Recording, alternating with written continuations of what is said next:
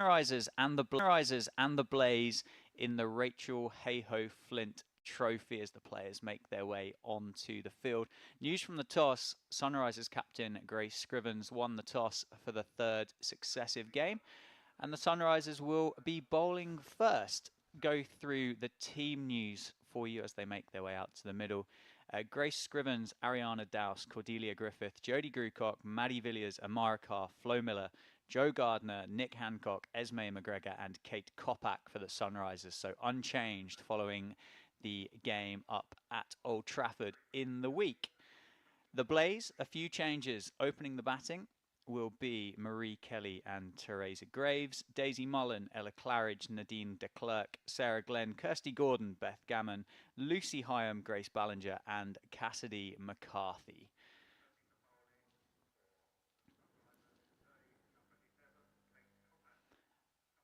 Opening the bowling from the Sir Alistair Cook end for the Sunrisers is number 11, Kate Kopak. It's been, well, unsurprisingly, there's been a bit of weather about this morning, hence the delayed start. So the state of the game as it stands is 42 overs aside, starting at midday with, I believe, two bowlers permitted to bowl 9 overs. The rest will be permitted to bowl 8. But the ground staff have been hard at work this morning, literally just finished laying the high visibility discs down for the 30-yard circle. And it looks, once the umpire has passed the ball over to Kate Kopak, that everybody is now ready to go. It is very chilly here at Chelmsford today, so there'll be a few people with some pocket warmers, hand warmers, trying to stay warm.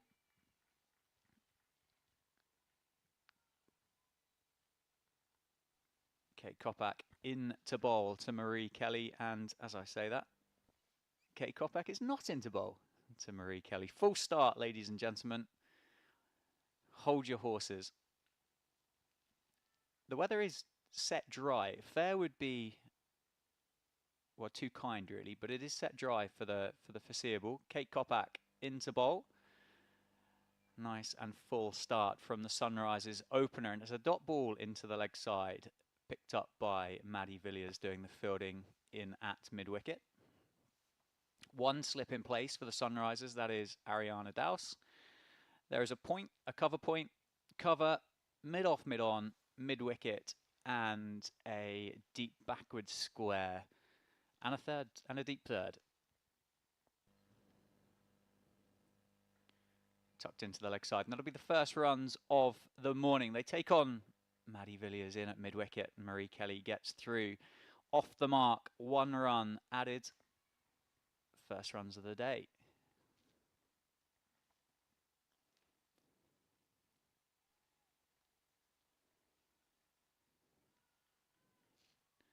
Teresa Graves on strike. Facing the third ball of the day.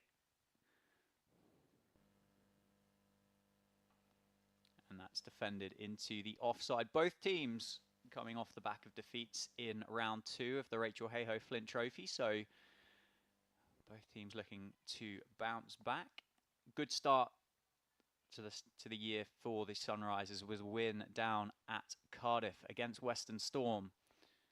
The Blaze, last year's finalists, yet to get off the mark in the competition.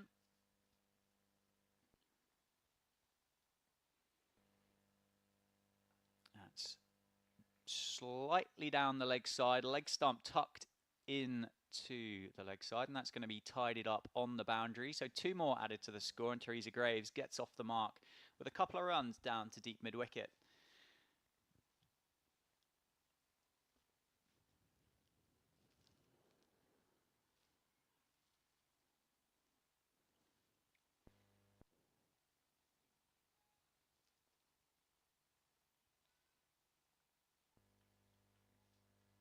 Two balls left in the opening over of the day.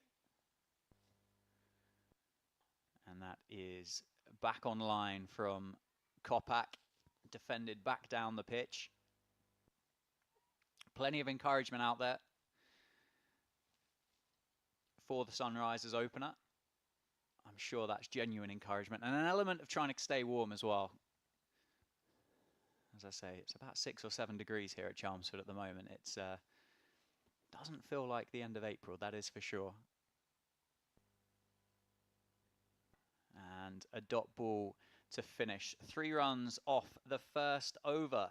Kate Kopak completes her first set. The Blaze 3 without loss.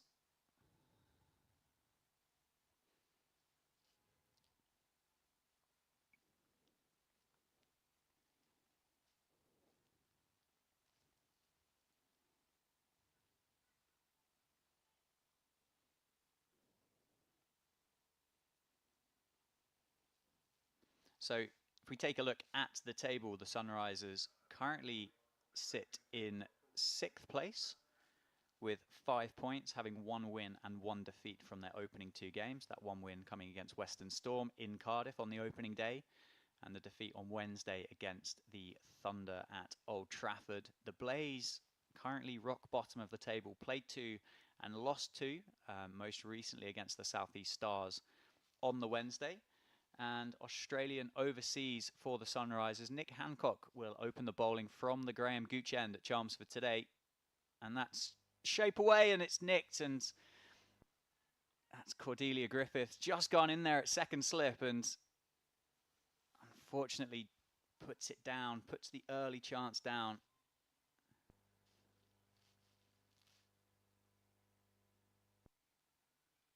A little bit of movement off the surface. Shape through the air as well. Gets a genuine edge of Marie Kelly.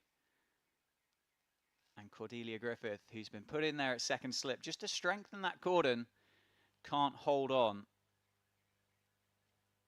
And that's down the leg side that time. Still movement from the Sunrisers opener.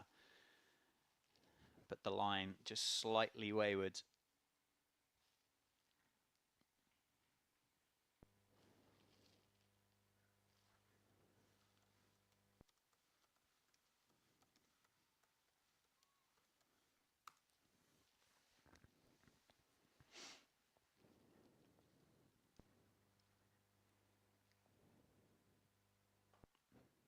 Shape again from Nick Hancock, but Marie Kelly just drives that one back to the Sunrisers skipper, fielding it mid-off. That time for no run.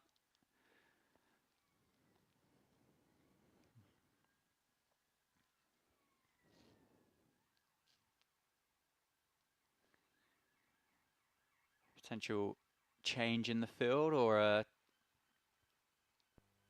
tactical conversation there between Nick Hancock and Jodie Grucock.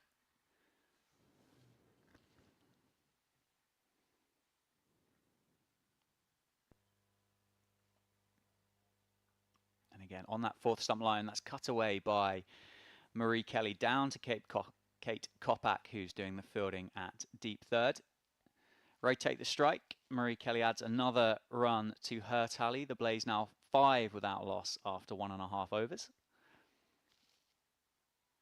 And Teresa Graves will face up with 3 balls left in this opening over from Nick Hancock from the Graham Gooch end.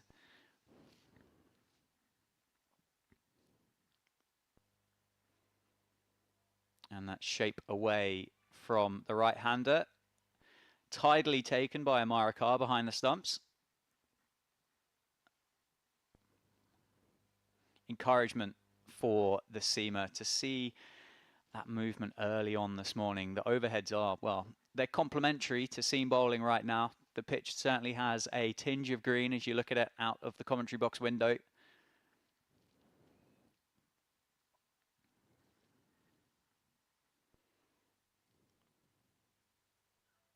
that shape again away from the bat.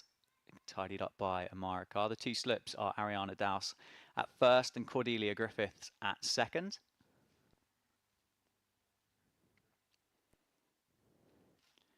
And the final ball of the second over of the day as Nick Hancock gets to the end of her mark.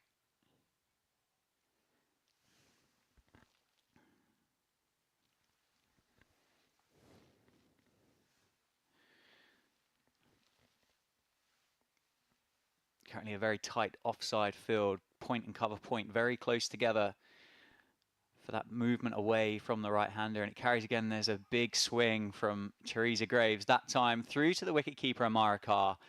No harm done for the Blaze, but a dot ball to finish, and encouraging signs for the Sunrisers and Nick Hancock. 5 for no loss after 2. My name is Dan Jadzovic. I'll be here all day for this fixture in the Rachael Heyhoe Flint Trophy. And during the day, I will be joined by Danny Warren, the Regional Director for the Sunrisers, and both Eva Gray and Kelly Castle. They will pop up at points during the day. So we'll be able to get a great insight into the Sunrisers camp. Ask those questions about the start of the season, what the plans are for the rest of it. It's Kate Kopak to bowl the third over from the Sir Alistair Cook end here at Chelmsford. Again, just a little bit of shape back into Kelly. He just cuts that one off the back foot into the offside, but for no run. What a perfect start it would have been for the Sunrisers to have held on to that genuine edge from Kelly at the start of the second over. Powerful cricketer. A recognition with some of the England development programs. Shorter ball, and that is cut away. It gets behind point, but it isn't going to go down to the boundary. It's going to be cut off by the fielder at deep third. And it's going to be a couple of runs added to the score.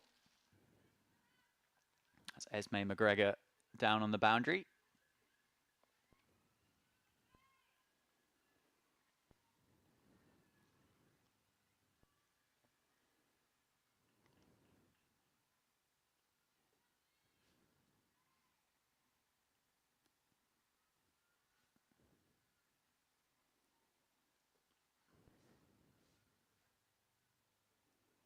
Again, shape, movement back into the body of the right-hander. Takes a quick single on to Maddie Villiers in on the leg side. Running wild between the wickets so far, Graves and Kelly.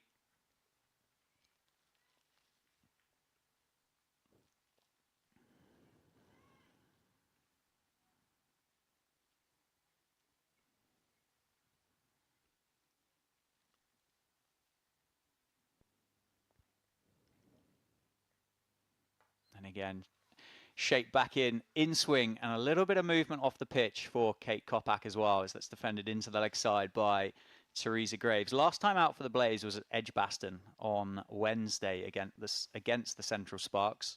Central Sparks won that fixture by 78 runs, 213 for 9 they posted. The Blaze bowled out for 135. Apologies, that was their first game of the Rachael Heyhoe Flint Trophy. Oh, and that's an absolute beauty. How has that missed the top of leg stump? And that's exactly what Kate Kopak is asking as she's on her haunches at the end of her follow-through. That has cut Teresa Graves in half as it swung back into the right-hander. That can't have missed the top of leg stump by much. Past wicket-keeper Amara Carr, which just highlights how much movement there was there. Teresa Graves survives. 4 byes added to the score, so the Blaze now move to 12. 1 ball left in the third over of the day as Kopak runs into bowl. And that is a bit of width on offer, just inside that tram line. Dot ball to finish. 3 overs done, 12 for no loss. Kelly on 5, Graves on 2. And really, really encouraging signs for the 2 Sunrisers seamers so far in this game. Nick Hancock makes her way back to the Graham Gooch end, passes the cap over to the umpire. Has a chat with her captain, Grace Scrivens. Still the 2 slips. Field is outside the circle. One at deep third, the other at deep backward square. And it is Marie Kelly on strike to face up against Nick Hancock. Again, shape away, but that is going to be called a wide. Just got the line wrong. Still good to see. Still good to see that ball just shaping away from the right-hander.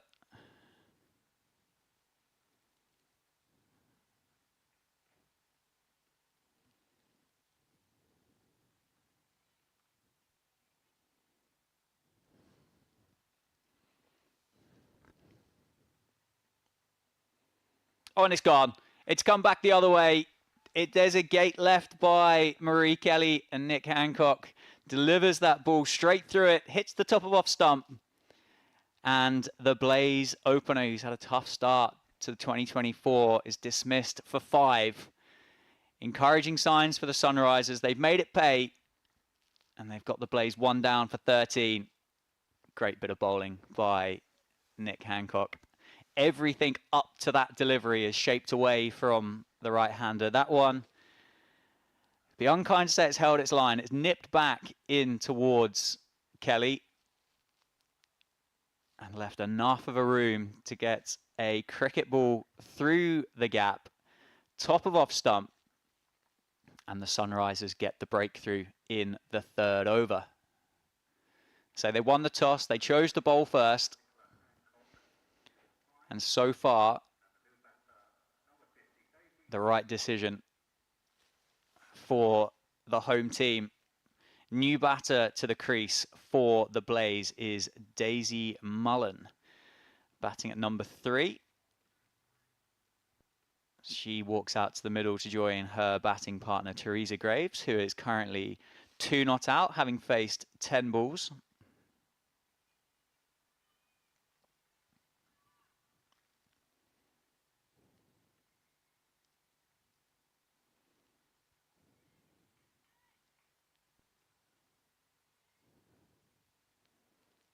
Daisy Mullen promoted up the order today.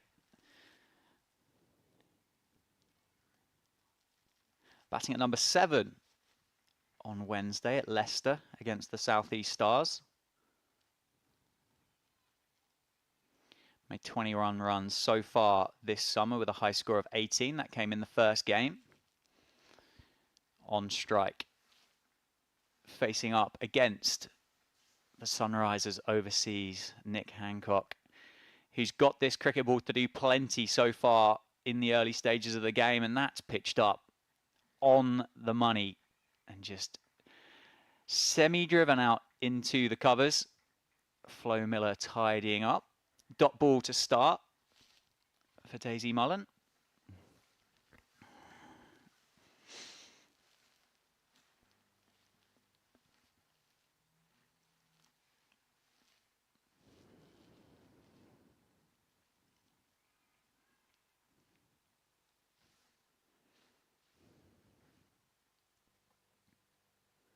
And again, shape away from the right-hander, which is only going to encourage the Sunrisers and a bowler of Nick Hancock's quality as well. A staple of the Brisbane Heat's side over in the WBBL. 4 wickets so far, 5 now actually, in fact, in this campaign. Best of 3 for 15. So a very, very good signing for the Sunrisers so far this season. And again, just shape away. Looks like that's just straightened off the pitch a touch.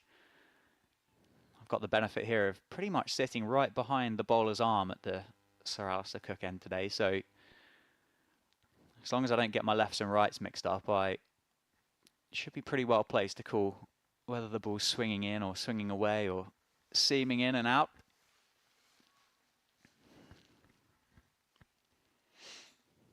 Two slips. Ariana Dowse at first. A little bit wide, giving Amara Carr plenty of space as the wicket-keeper. And that has gone quite sizably off the pitch there, away from Daisy Mullen. Wicket-keeper Carr taking a couple of steps to her right to collect that one.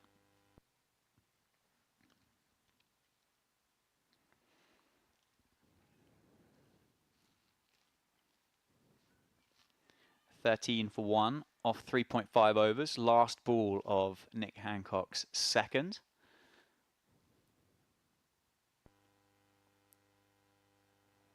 And quite happy to let that one go past through to the wicketkeeper, Amara Carr.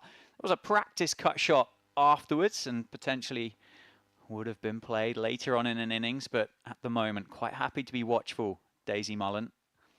Yet to get off the mark, facing the remaining 5 balls in that over.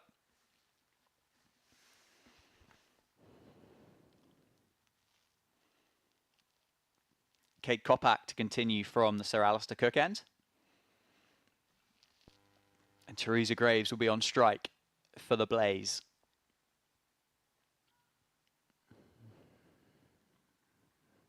Just the one slip for Kopak in comparison to the 2 employed for Nick Hancock, and a little bit of a false start there by the Sunrisers seamer.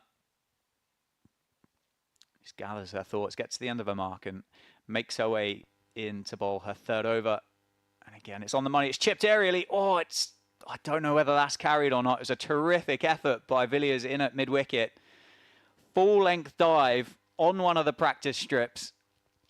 Wow, what a catch that would have been. So I think it's just bounced in front of Maddie Villiers. I'll see the replay there. Can't quite get her fingers underneath the ball. And Teresa Graves is still there, still on 2, but plenty happening. That is shorter and that's pulled away. That might be the first boundary of the day. Nick Hancock's got the work to do and can't retrieve it. Shorter ball from Kopak, the first time really that she's dragged that length back so far today, and Teresa Graves is up to the task, pulls it away just in front of square, beats Nick Hancock, picks up 4, she moves to 6 and is the first boundary of the day here at Chelmsford. 17 for 1 is the score. Kopak, I'm sure, will be looking just to push that length further forward, back where that movement's on offer, back where she's looked so threatening so far during this game. There we go, back on it, and that is gone. The perfect response, the top of off stump, the one before, the over before, you'd think, how's that missed it? That one's got it though. Teresa Graves has got to go for 6. The Sunrisers pretty happy with the way that coin fell down, won the toss, had a bowl first, and they've got the Blaze 17 for 2, or 4.3 overs in the power play. Have a replay of that one as it's just swung back in from the hands, carried on off the pitch as well. An absolute peach from Kopak. Looks like Graves might have just tried to play that one across the line. And Kopak targeting the top of off stump gets her reward for what's been a very, very good start from the Sunrisers seamer here today from the Sir Alistair Cook end. She's 1 for 10 off 2.5 overs. Graves has to go for 6. A long conversation between Graves and the incoming batter for the Sunrisers.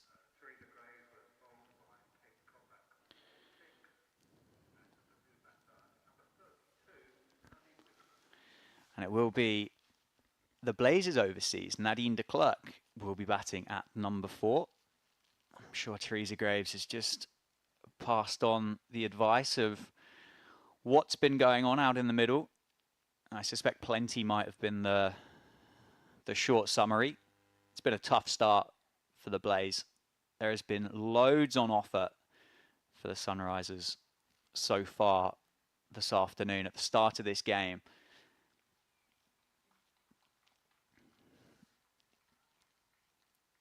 Cordelia Griffith is just probably about 10 foot in off the circle at short cover. One slip in place.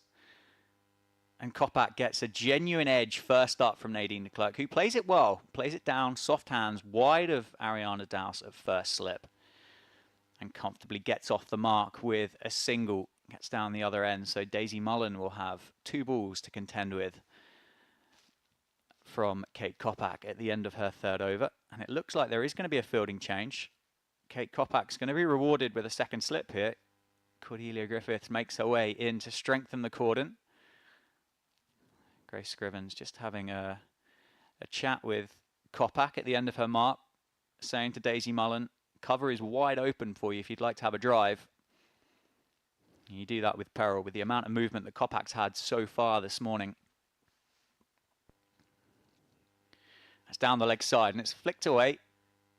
Certainly not the best ball that Kopac's bowled so far today, and well fielded by Nicola Hancock on the boundary, who makes sure that doesn't trickle away for another boundary. Just keeps it down to 1, actually. It's that well fielded.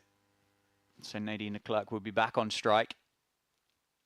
Griffiths made a movement away from the slip cordons, but has been promptly sent back and will occupy second slip for the last ball of the 5th over.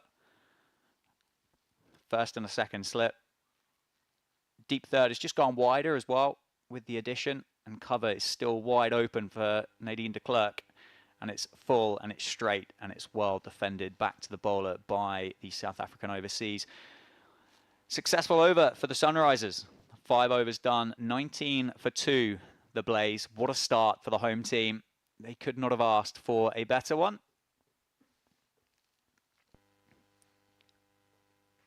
The one blemish was the drop catch off Nick Hancock's first ball from the Graham Gooch end. That was off Marie Kelly. He didn't add much to the score after that life, so not the most costly drop of all time. And I'm sure Cordelia Griffiths will be very happy having seen the back of Marie Kelly so quickly after that moment.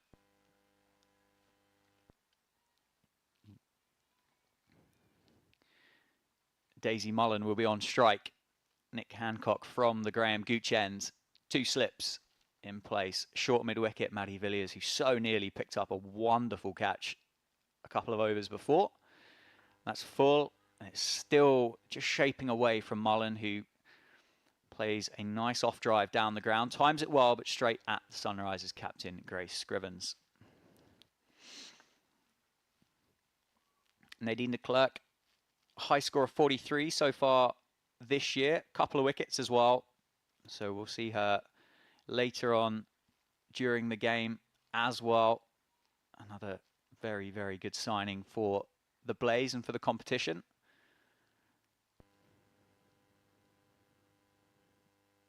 Shape away again from Mullen, who mistimes that one back down the ground to captain Grace Scrivens.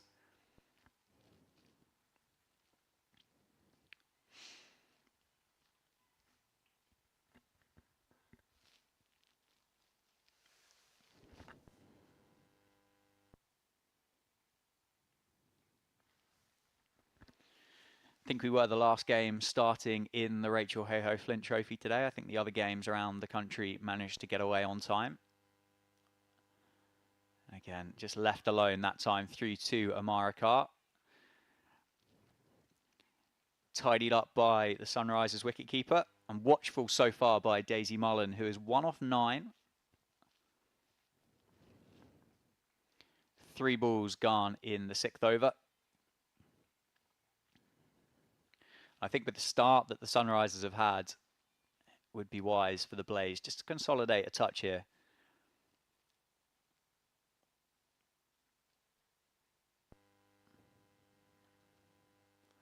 And Hancock bowling straighter this time. I just wonder whether the ball might have just calmed down a little bit. Not quite as much movement in the last couple of deliveries from Nick Hancock. So maybe just adjusting the line there, keeping Daisy Mullen honest, bowling straight.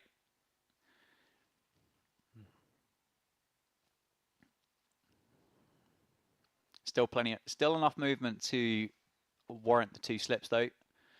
Dowes and Griffiths wait for the outside edge. And that is still shaping away. It's nicely played, backward of point. And Mullen's going to add a single to the tally. The Blaze move to 20. Nicely played. Nadine de Klerk on strike will have 1 ball to face at the end of the 6th over. Checks her guard, takes middle. And just a short conversation there in the middle between the 2 Blaze batters.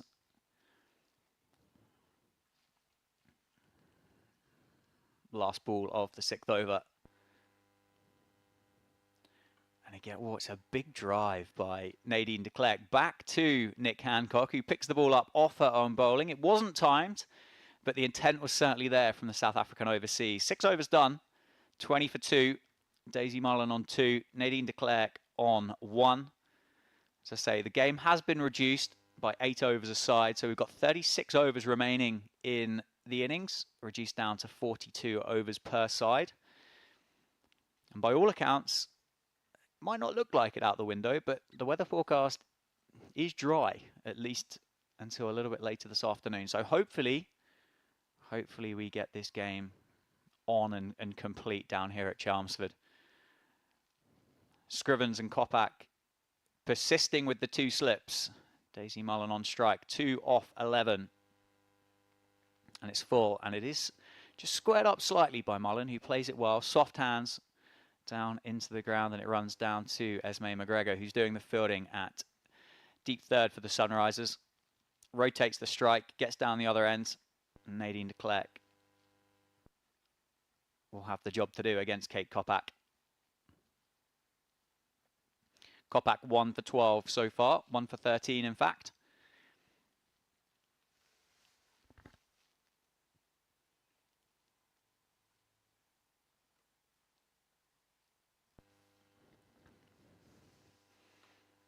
Width on offer, and de Klerk lines up the cut shot, mistimes it. She's looking at the toe of her cricket bat.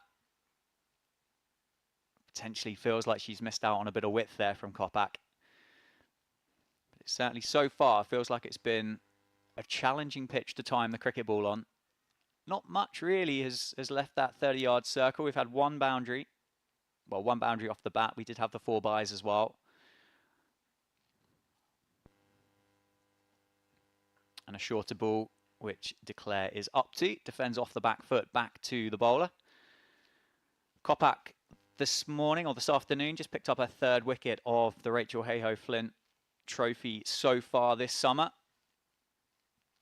2 for 32, her best bowling figures so far in 2024.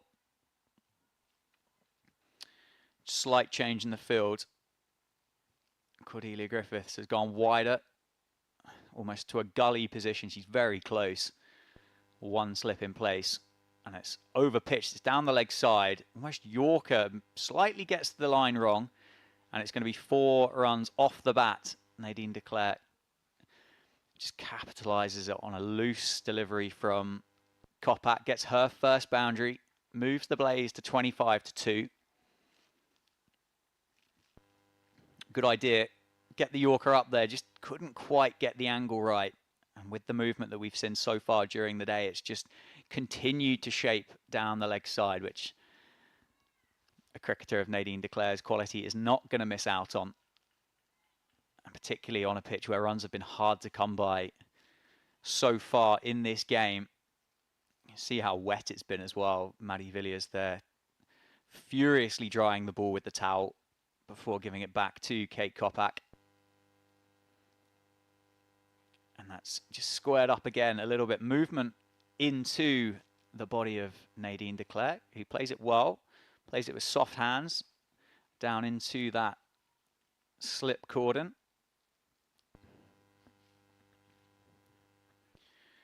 Last ball of the 7th over. And it will be de Klerk on strike. 5 off 7 so far. And Kopak looking to add to her wicket tally.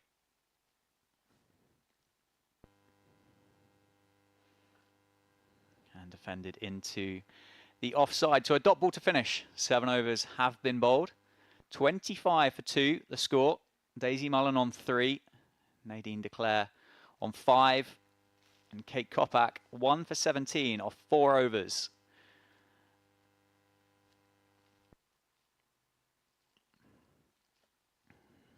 Plenty of bowling options in this side for Captain Scrivens, herself being one. And we all know that classic phrase that if it seems it's going to turn, and there are some very talented spinners in this Sunrisers team. How long will we have to wait before we see Grace throw the ball to one of her, well, many spinners in this side? He'd be wrestling the ball out of the seamer's hands at the moment with the movement that they're getting through the air and off the pitch, mind you. Nick Hancock to continue from the Graham Gooch end. 2 slips in place for Daisy Mullen. Maddie Villiers in at mid-wicket, probably about 10 foot in off the circle. And that is left alone by Mullen, who's quite happy just about a bit of time here at the moment. A watchful innings so far, 3 off 13, and that's well left as it's on that almost a fifth stump line from Hancock. We have seen that one that's come back into the right-hander though, the one that got Marie Kelly.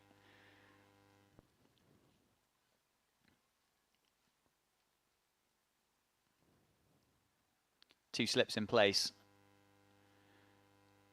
And again, straighter from Hancock, and that's a cracking shot by Daisy Mullen. Overpitched by the Australian, and Mullen has driven that straight down the ground. Hold the pose. And the Blaze move to 29. Mullen gets her first boundary of the day. She moves to 7 off 14 and capitalises on that rare bad ball from Hancock. But I don't mind it. The ball's been doing a lot. You've got to get it up there to give it chance. And Hancock prepared to do so. Prepared to be driven. Sure, she'll be back on the money this ball in response. She is indeed. There's an appeal for LBW from Hancock and a semi-appeal from Amara Carr, but I think Daisy Mullen's got quite a bit of bat on that. There was only really Nick Hancock particularly interested in that appeal. Amara Carr gave up on it quite quickly. Not the most convincing appeal for LBW, probably a little bit high as well, and potentially even sliding down the leg side.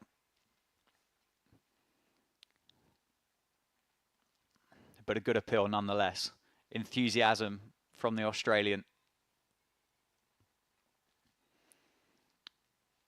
Good response, having just been driven down the ground by Mullen. And back on the money as that's defended into the offside. Up to the Sunrisers captain. 2 balls left in the 8th over. 29 for 2.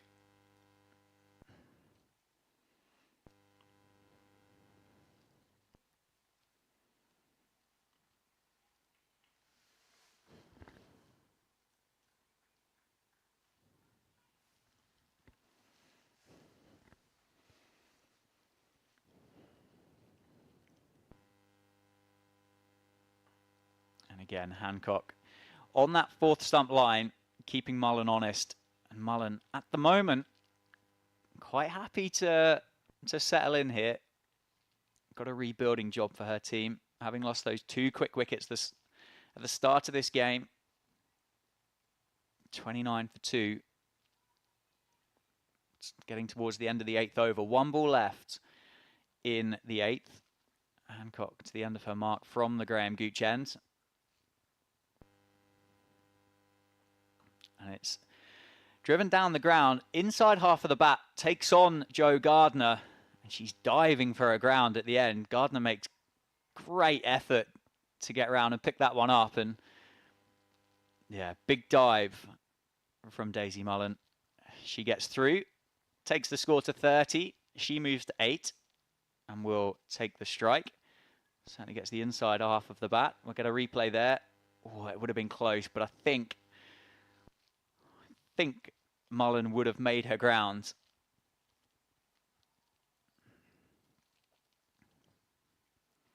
But again, Gardner covered a huge amount of ground to put Mullen under pressure there with that single. End of the power play. Only 8 overs. As I said, the game has been reduced due to the delayed start. It was raining when we all arrived here at Chelmsford, and the ground staff have done a terrific job to get this tidied up and ready to go for 12 o'clock. But because of that delay, we've had to lose 8 overs aside from the fixture. 2 slips for Kate Kopak. Mullen on strike.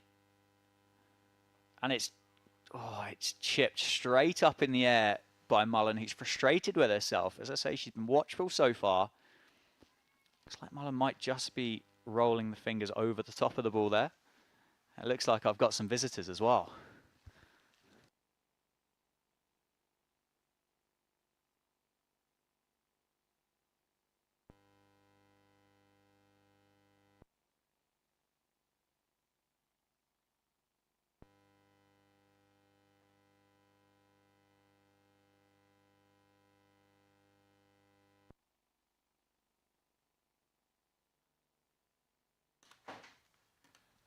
We can close the window as well.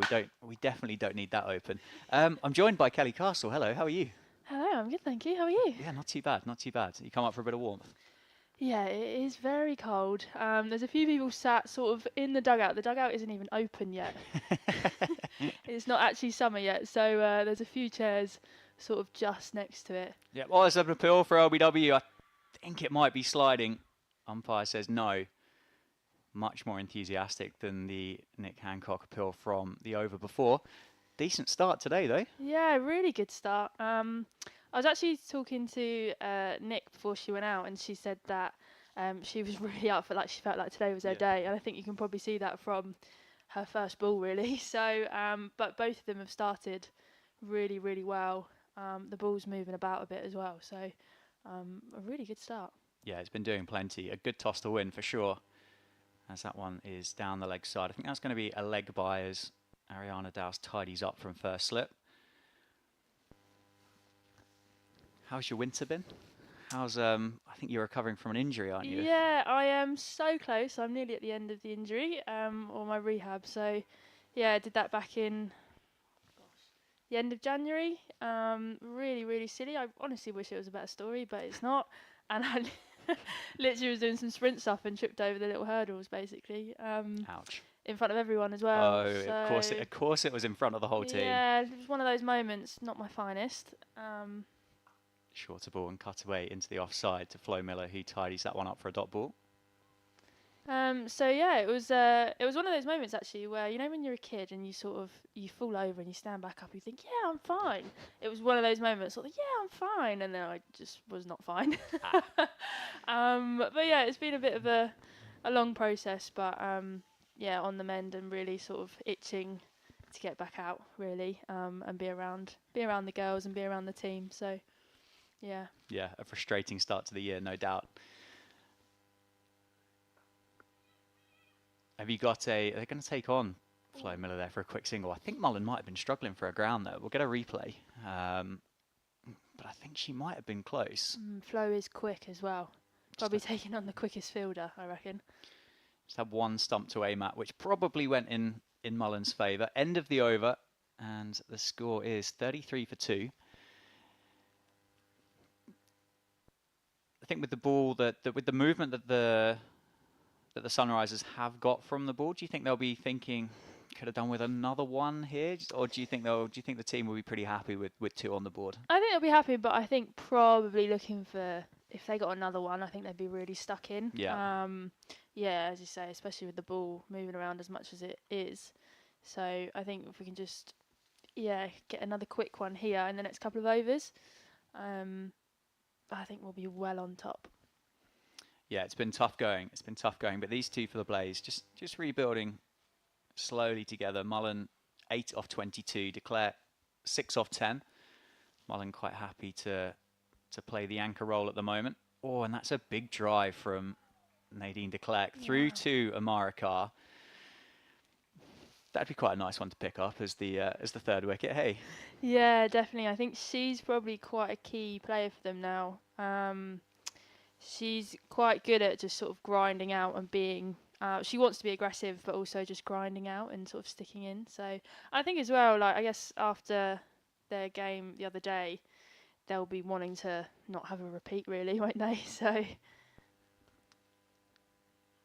Oh, there's a big drive this time. It's gone aerially. It's gone backward of point. Very catchable if it was slightly off target. I think Jodie Grucock was there just round the corner. And Nadine Clerk gets down the other end, picks up a single. You can see how hard it is. You see the batters are frustrated. It's hard to time on there. I assume did you get out to the middle before play? Are you allowed to walk that far on the ankle at the moment? Yeah, like, as long as there's no hurdles in the way? Yeah, as long as there's no hurdles. Just give me a bit PTSD. But yeah, no, it looks all right. It is a little bit green, but I think it's just to help with give it a bit more carry. Yeah. Oh, it's down the ground. That is a cracking shot by Daisy Mullen. I've just said how watchful Daisy Mullen's been. And she's picked up Nicola Hancock. A couple of bounces over mid-off. And she picks up her second boundary of the day. That's a really nice shot. It's a lovely shot. Sort of a bit out of the blue as well. But it definitely shows sort of the type of player that she is. I think a lot of the Blaze players actually, as batters, they want to come hard. I think a lot of players these days want to start well and want to go hard at the ball. Yeah, it's certainly the modern and more exciting way to go about your cricket. And Mullen quite happy. It's good cricket, gets the boundary, defends Hancock back down the grounds with the follow-up. So yeah, a bit of extra grass on there, but you think that's more to do with the carry rather than anything else? Yeah, definitely. I think, yeah, it'll give it a bit more carry, which in fairness, like we've seen I think it just adds a little bit more for the bowlers, really. Sometimes it can be a bit one-sided more these days, as I say, like batters are going hard. So, yeah, a little bit more in it for the bowlers, and as we've seen, it's actually the ball's been moving around as well. Yeah, pretty much got the best seat in the house here for Nicola Hancock. As a short ball, and Mullen has a swing at that through to Amara Carr. Practices as a little uppercut afterwards, but almost panicked a little bit by the short ball there. I think it might have rushed her. It was certainly a surprise. We haven't seen one from Hancock. I suspect she probably possesses quite a mean bumper. Yeah, she's quite scary. When she came into the squad, I was a bit I'd say she's a fiery Australian, so, and I think it's great to have that. But yeah, definitely I wouldn't want to be facing her when she's fired up. Oh, and it's squared up, and it's aerial again through the gully. Jodie Grucock interested for a short moment, but lands safe, and another single is added to the score at the end of the 10th over. So 38 for 2 after 10. Sunrisers on top, but the Blaze just rebuilding nicely at the moment. Going to continue a seam here, do you think? What would Captain Kelly do? You thinking seam or spin? Yeah, I think I'd carry on going with seam. To be fair, I reckon they could go. It's one of those risk-reward elements of cricket, but actually, with the amount of balls that are sort of going in between sort of backward point and gully area, they're going to go spin.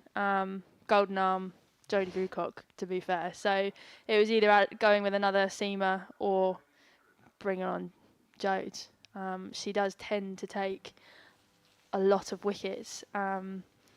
Bit of mystery spin, to be fair. So, yeah, sort of see how that comes out.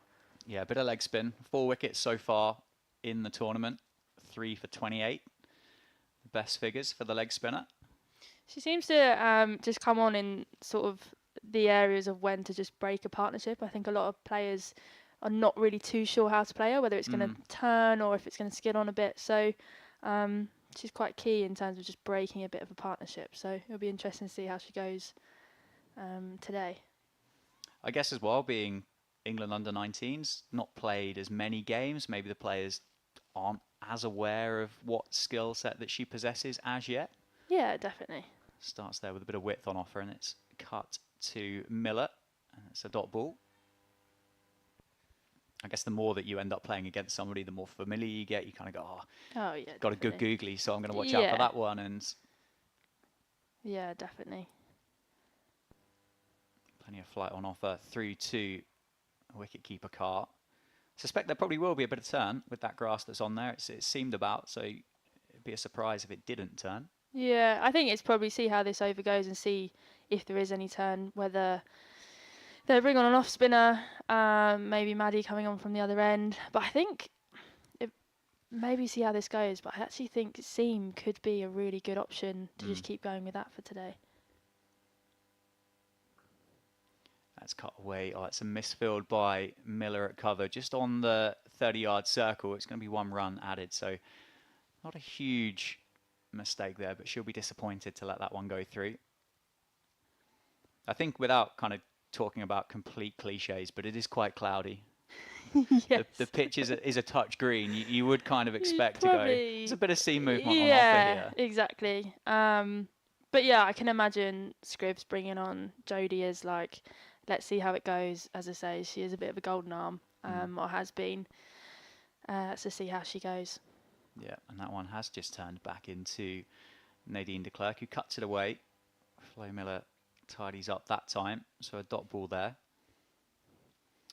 And you said about, well, my question was going to be about how positive an impact Nick Hancock has made on the Sunrisers and the team. You obviously started it by saying quite scary, but I think as a positive, I mean, it's a huge signing. Yeah, I think she's honestly been so great and has fit in really, really well. Um, yeah, she's just brought. She's only been here, gosh, 2 weeks I think. Yeah. And the amount that she's brought to us as bowlers has been incredible just from her experience in Big Bash and the WNCL as well. So it's been really good to have her and for her to impart all the knowledge that she's got onto us. Yeah, overseas they play such an important role with just nice sometimes to kind of freshen the group up, isn't it? And as you said, be Yeah. able to kind of pick the brains of somebody new and Mm. learn from a different skill set, somebody that's had different life experiences. And Yeah, massively, and I think as well she's never been to the UK before, so really, this is her first it's a experience. long way to be fair. It's a very long way. So it's sort of her coming over here and also having a new experience, Mm. and sort of being in a different team, and it's been really really great to have her. And just yeah, I think especially I think sometimes we've got quite a young team, and for people to just learn something completely new, Yeah, it's been quite nice. she's going to continue from the Graham Gooch end. Oh, and that's just nipped away slightly. Declare happy to defend that one into the offside. A slight change in the field. Cordelia Griffith has moved from second slip into a gully, where we've seen a couple of those balls just fly through over the last couple of overs. Other than that, Grace Scrivens quite happy to keep only two outside the 30-yard circle. Hasn't found it necessary yet to move any more, which she'd be entitled to do so outside of that power play now. There's a big drive down towards Grace Scrivens. I think that might beat her down towards the hospitality lounges at Essex. A big chase on, and that's a full flow of the bat from Nadine de Klerk and gets that just wide of the skipper. Yeah, I think you can probably tell on. I think missing Fuller on this, it is probably going to go for a boundary, especially that side.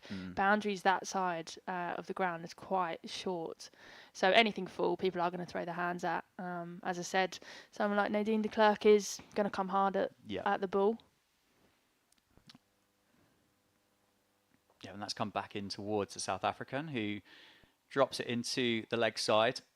So no width on offer that time. I think you'd probably rather miss full with the movement that you've got here definitely. as well today. I think just give it a chance. Yeah. I think sometimes we get sucked into it a bit, but just miss full, give the ball a chance to swing, especially because the balls don't last very long. Probably I'll be interested to see what they look like now, because genuinely they do not last, and that's, to be fair, that's usually why the spinners come on so early, because there's just nothing left of the ball really. Yeah, they don't do particularly well when they get a bit soggy either, and seen Maddie Villiers out there with a towel trying to dry it off as best as she can. And that's come back in towards de Klerk again. Hancock maybe just have a slight change of line here, having had that one driven through the covers a couple of balls before. Yeah, it looks like she's trying to go a bit straighter now. Probably, just with the one being driven. But I think, just encouraging really of just trying to keep hitting that off stump, especially when you've got the field of where Cords is now, sort of like that gully area, and just really back yourself to hit your lengths and your line. Scriven is quite happy to leave cover open, and Nadine de Klerk takes on the single. Mullins caught napping there at the non-striker's end. Possibly Flo Miller couldn't get the body angle on it to come to the keeper's end, but maybe went the wrong end. Mullen was, well, resting on a bat, I think would be the polite way to describe it at the non-striker's end. Yeah, I don't think she was really that interested in that. And then she's obviously got Nadine de Klerk running at her, so get your skates on.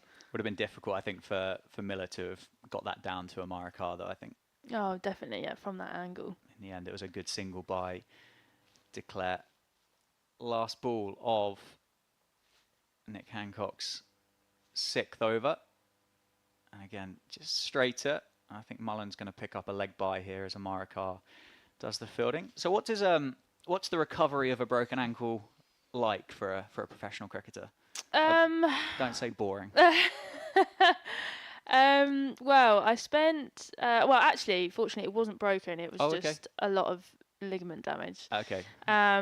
It was one of those weird things of when I went for my appointment after I had an MRI, and he was like, "Yeah, it's not broken. Like, yeah, it's fine." I was like, "Oh, great. He was like, oh, but there is a lot of ligament damage. And I was like, right, thank you. It was, you give it and you take it away so quickly. But yeah, so I spent 5 weeks in a boot and crutches, Okay. not being able to do a lot really. Mm. Couldn't drive, couldn't do a lot. It was quite mentally draining of just sort of, it sort of made me realise how much of an independent person I was, Sure. of then sort of having my independence taken away and being quite reliant on people. And also, like, I couldn't be around the girls really. I'd sort of come in maybe once a week if I could, and Okay. yeah, but it sounds silly, like it did go.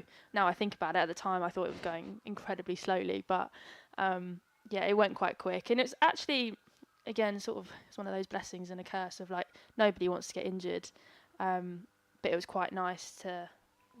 That was a leave. That was a very good leave. That was very close, wasn't it? Yeah. Ooh, very watchful. Yeah, no one wants to get injured, but sort of the timing of doing it wasn't the worst in the world. Like, I'm missing the first couple of games of the season, but it's a long season. And also sometimes it's quite good to sort of get away and actually sort of not have to immerse yourself in cricket. I think a lot of the time, it's our jobs to play cricket and we get so stuck into it. Yeah. That actually, probably on reflection, it was quite nice to actually just get away from it. Just get away from sort of living and breathing cricket every day. And I'd like to think that, like, I'm sort of really, really close. I'm hopefully, if the weather holds off, playing my first club game tomorrow. Oh, fantastic. So yeah, I'd like to think that I'm sort of coming back as a better cricketer. I'm stronger and fitter, and probably in a better sort of mental. I've done a lot of work mentally as well. So yeah, it's been tough, but yeah, as you said, no one ever wants to get injured. It can be an incredibly frustrating time, but I admire the positive spin that you put on it there. It's, as you said, in terms of, like, kind of picking it up during the winter is probably the best time, isn't it? Yeah, exactly. Yeah, as I say, no one ever wants to get injured, but doing it at the time that I did, I was very grateful that it wasn't one of those things that I roll my ankle on the outfield like now. Do you know what I mean? And stuff like that. Yeah, so, and then suddenly it's August. And exactly, if you think about how long I've been out for, so you'd end up missing most of the season. So it's been a journey. I can imagine. I can imagine. Change of bowling from the Graham Gooch end. Nick Hancock has finished her spell. She's 6 overs, 1 for 20. She's going to be replaced by the off spinner Maddie Villiers. So we're going to have spin from both ends. No slips in place at the moment. Looks like Cordelia Griffith in the circle, probably about 10 foot off the fielding discs, as well as the fielder at short mid-wicket as well. So putting a squeeze on that side. The fielder's on the boundary, one at deep mid-wicket, one at deep backward square. We'll have a first look at off-spin, and that's through to Amara Carr. That looks like that's come out of the hand really nicely from Maddie Villiers. Yeah, it looks like they're going to go hard. I think it'd be interesting if they put in a slip. Let's cut away. That is through the gap. They're going to give chase. I think they're going to haul it back just about well fielded between the two fast bowlers who have worked hard this morning for the Sunrisers, working together there. Hancock and Kopak. Maybe more on Mullen of just, she's 14 off 37 balls, so maybe just go a bit more pressure that way. But I guess it's see if it's going to turn. Yeah, it's gone down the leg side. It's been given. Taken on the sweep shot, and Nadine Declare can't believe it, but she's been given out LBW by the umpire, Maddie Villiers. 3 balls into her spell, an instant impact, and the South African overseas goes. And dare I say it, by my initial piece of commentary, I think Nadine Declare might have thought that might have been sliding down the leg side as well. Yeah, Maddie was convinced as well. I'll get a replay of it here. Hard to see. The umpire's head's in the wrong place there, isn't it? Yeah, hard to see. Maybe a little bit leg side. But, yeah, Maddie was convinced, absolutely convinced that was out. Great. Get a replay again. Well, all that's important is the umpire said yes. Exactly. And Nadine de Klerk has to go. 48 for 3 then, the score off 13.5 overs. And the next batter for the Blaze is Ella Claridge. So yeah, instant impact from Maddie Villiers. Well, there you go. You were Who needs a talking up slip? Jodie Grewcocker's golden arm, and there you go. Mads into the game. So will you be bowling tomorrow in club cricket, or are you going as a specialist batter tomorrow? I hope I'm going to bowl. Yeah. I think tomorrow's sort of a, see how it feels. Yesterday was the first day bowling at batters, so that was really exciting. Maybe I can roll the arm over for a couple of overs tomorrow and see where we're at. And then I think sort of throughout the rest of the week there's a second team game, so that'll be exciting to play in that. Yeah, of course. And just play some. I'm just really excited to play some cricket. Yeah, it's felt like a long winter. I mean, it's so long that I fobbed my team off today to come here, but we won't go into those details. Nice and flighted from Maddie Villiers, and Claridge just plays that one out to Cordelia Griffiths in the covers. I played a bit of a rain card. The forecast didn't look good, and I didn't fancy fielding in 6 degrees down in Portsmouth. So I think there's a fair few people that have probably played the rain card today. Defended again into the offside. Last ball coming up of Maddie Villiers' first over. The wicket of Nadine de Klerk, and the 2 runs coming from it. So an instant impact. Good bowling change from Grace Scrivens. And again defended down the ground. And Maddie Villiers tidies up off her own bowling. Successful over. 48 for 3 after 14. Just keep turning the screw here, Kelly. Yeah, absolutely. I think this is a really important part. And we've spoken about this as a team, of just really keep pushing. If we've got them, I mean, we've had them down early with 2 wickets, taking the third. I think this is a really good opportunity to really just squeeze. And I think it's something that we've worked on a lot as well. Right, we're in this position. What does that look like for us? How are we going to carry on going? And I think probably, I know I said about having seamers, but they've probably done their job. Now go with spin and actually just rattle through the overs. Yeah. They tend to get through the overs quite quickly, and it just adds so much more pressure. That's down the leg side, and an attempted sweep shot. They're going to pick up a leg bye for certain this time. Bit hesitant from Claridge at the non-striker's end, but responds to Daisy Mullen. Leg bye added to the score. Squeeze on Cordelia Griffith and Flo Miller in very tight. Sorry, Kate Kopak, I apologise. In a short cover and short mid-wicket. Very, very tight in there on the single. Rest of the fielders on the 30-yard circle, and still just 2 out on the boundary. And again, nicely flighted and defended back to Jodie Grewcock. It's almost a skill in itself, isn't it? When you have 2 spinners operating, you can lose track of the scoreboard quite quick, and you look up, say, 10 minutes later, and you've lost 3 or 4 overs. Well, there's an appeal for LBW this time. Amara Carr's convinced. Jodie Grewcock not so much. Umpire says no. I'm not sure if there was a bit of bat involved in that, but Mars was convinced. She still can't believe it.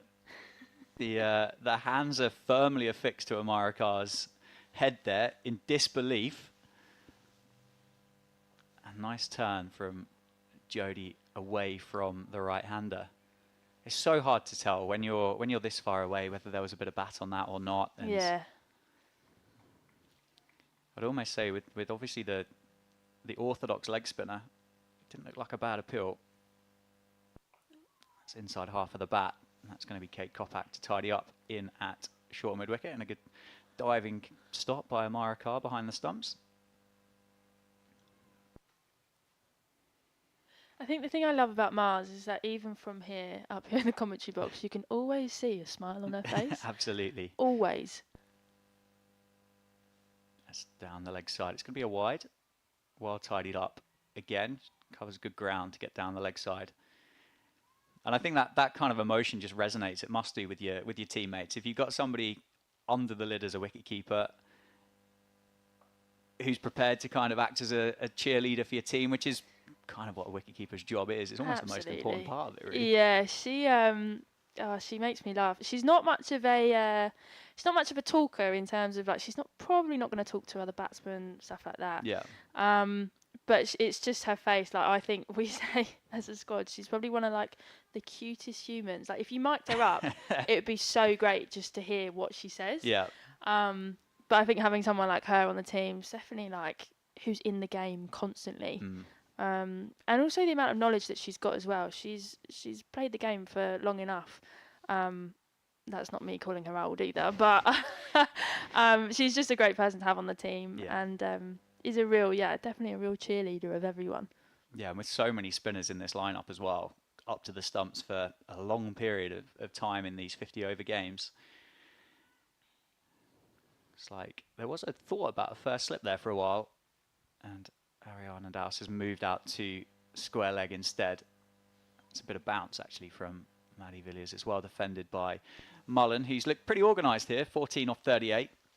Very happy to bat time at the moment, and I think kind of feels like that's the option on offer for the Blaze. 50 for 3. I think she's trying to do that job, isn't she, of just bat time, you're going to catch up later.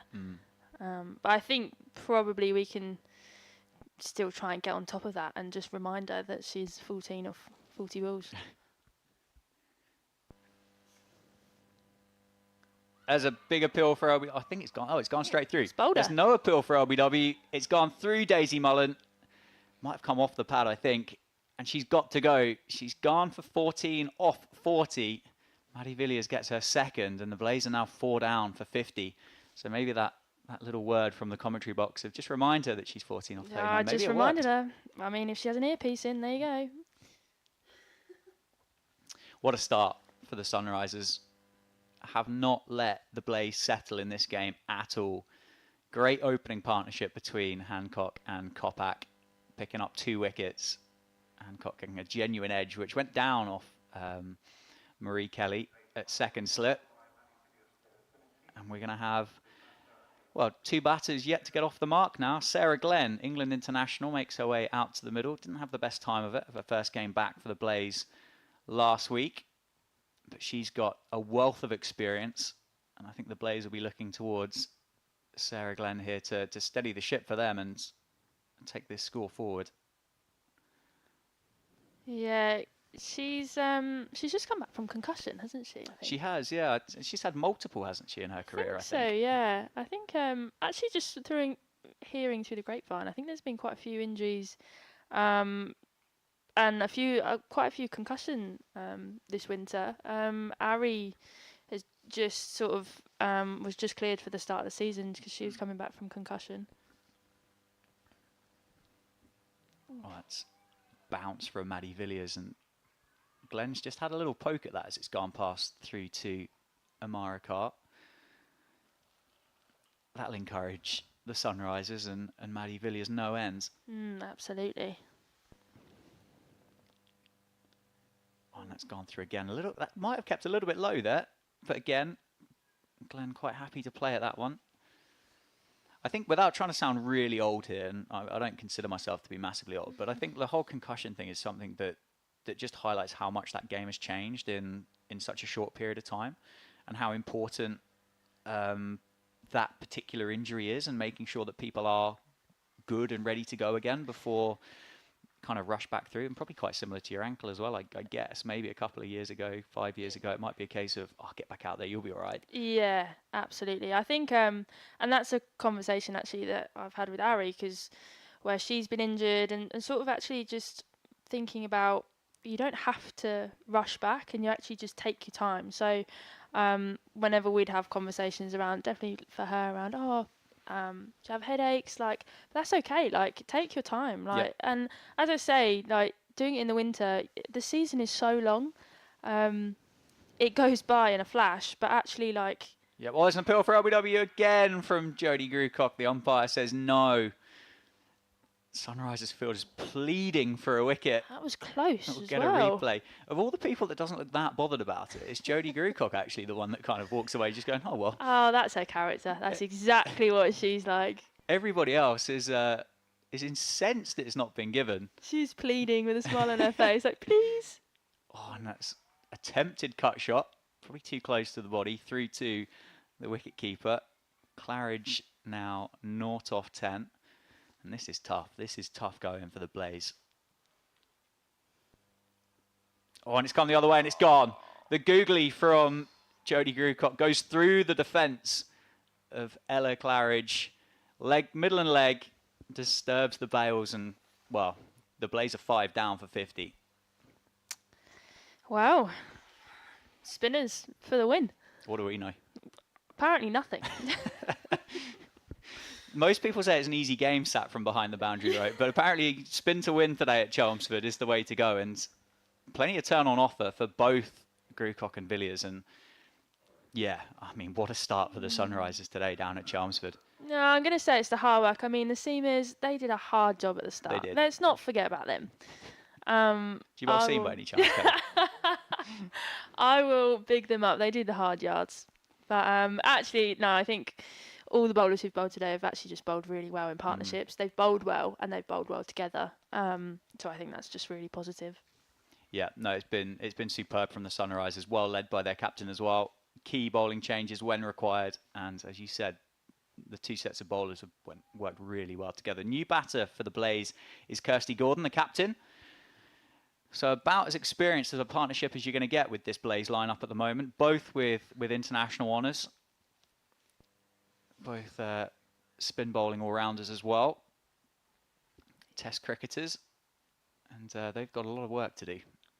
I think Kirsty Gordon is coming into a similar situation as what she did the other day, so probably will have to play a similar role. Yeah, Grewcock straight on the money. Has been rewarded with the first slip as well. Ariana Dowse has gone back into the cordon, which the Sunrisers are incredibly entitled to have a first slip at the moment. And again, on the money. What a spell. What an over this has been from Jodie Grewcock. Last ball of her 4th over. 1 for 3 so far. And again, defended back to the bowler. Dot ball to finish. Wicket maiden. And after 17, the Blaze are 50 for 5. Great over. Very, very good over. Yeah, as you say, last time out, Kirsty Gordon, the captain, finished 41 not out. And as you said, walking out to bat in a fairly similar situation. A little bit higher today than what she was during the week. But yeah, 41 not out. Just steered her side through to a total of 126. Yeah, so I think, unfortunately, Blaze are going to have to ask her to do the same role as what she did the other day and try and get them up to a total, really, being 5 down. But yeah, I mean, the two probably most experienced players in the Blaze lineup out there, probably in the best seat in the house at the minute, trying to get their team to a total. Yeah, that's defended back to Maddie Villiers, whose towel has just fallen out the back of the trousers. Would that have been called a dead ball if anything interesting had happened? I was actually just about to ask the same thing. I don't know. I would imagine Sarah Glenn would be asking the question anyway if something untoward had gone on. Firmly back in the pocket, though, has not fallen out this time and defended into the leg side. It's hard really to know from the Blaze perspective from here. 50 for 5. There are well over 25 overs left in this game, just inside 25 overs. What's their move? Is it bat time? If you bat time for 25 overs, do you end up with a big enough score to be able to bowl it and defend it? Or do you have to just almost counter-attack at this stage? Yeah, I think it's a bit of both. I think they need to bat the remaining overs. I think that's the main thing, especially when it's only 42 overs now and losing those overs anyway, especially, I don't even know what the weather's like for this afternoon. I'm scared to look. Yeah. But I think probably now these two are probably quite key for them to bat time, but actually probably in their minds of just have a look at a few overs and then still try and be a bit more proactive. I think the worst thing is sometimes when you get a bit stuck, especially when spinners are coming at you thick and fast as well. Yeah, they're getting through the overs so quickly, and I mean, Sarah Glenn's now faced 7 balls and feels like she's been at the crease for about 3 minutes. Yeah, exactly.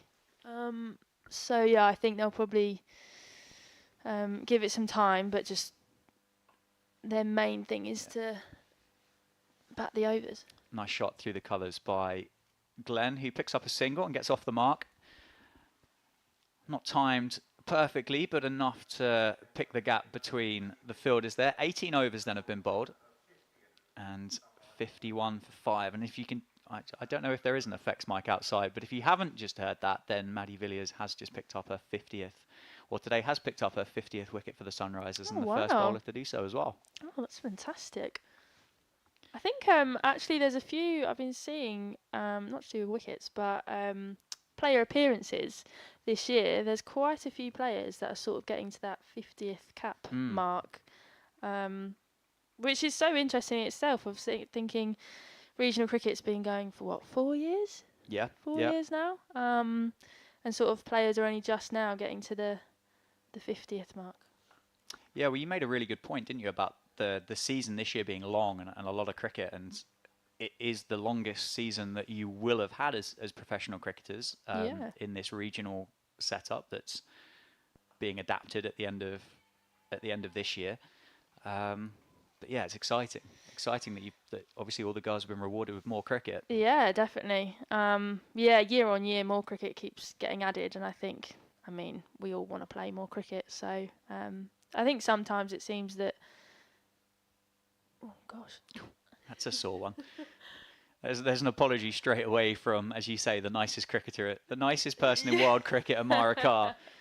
She looked like she didn't think. I don't think she thought the Blaze were going to take that run on. She was a little bit slow to move around and pick that up, and then felt like firing it through into the thigh of Sarah Glenn anyway. Probably the meanest Mars will ever get. You think? Yeah, an accidental kind of bully. Oh, sorry. Yeah. But yeah, just around the amount of cricket, it seems to be the higher up the level you go, the less cricket you seem to play. But I think it's now starting to change because people want to play more cricket. Squads are getting bigger. There's more people available to play. Yeah.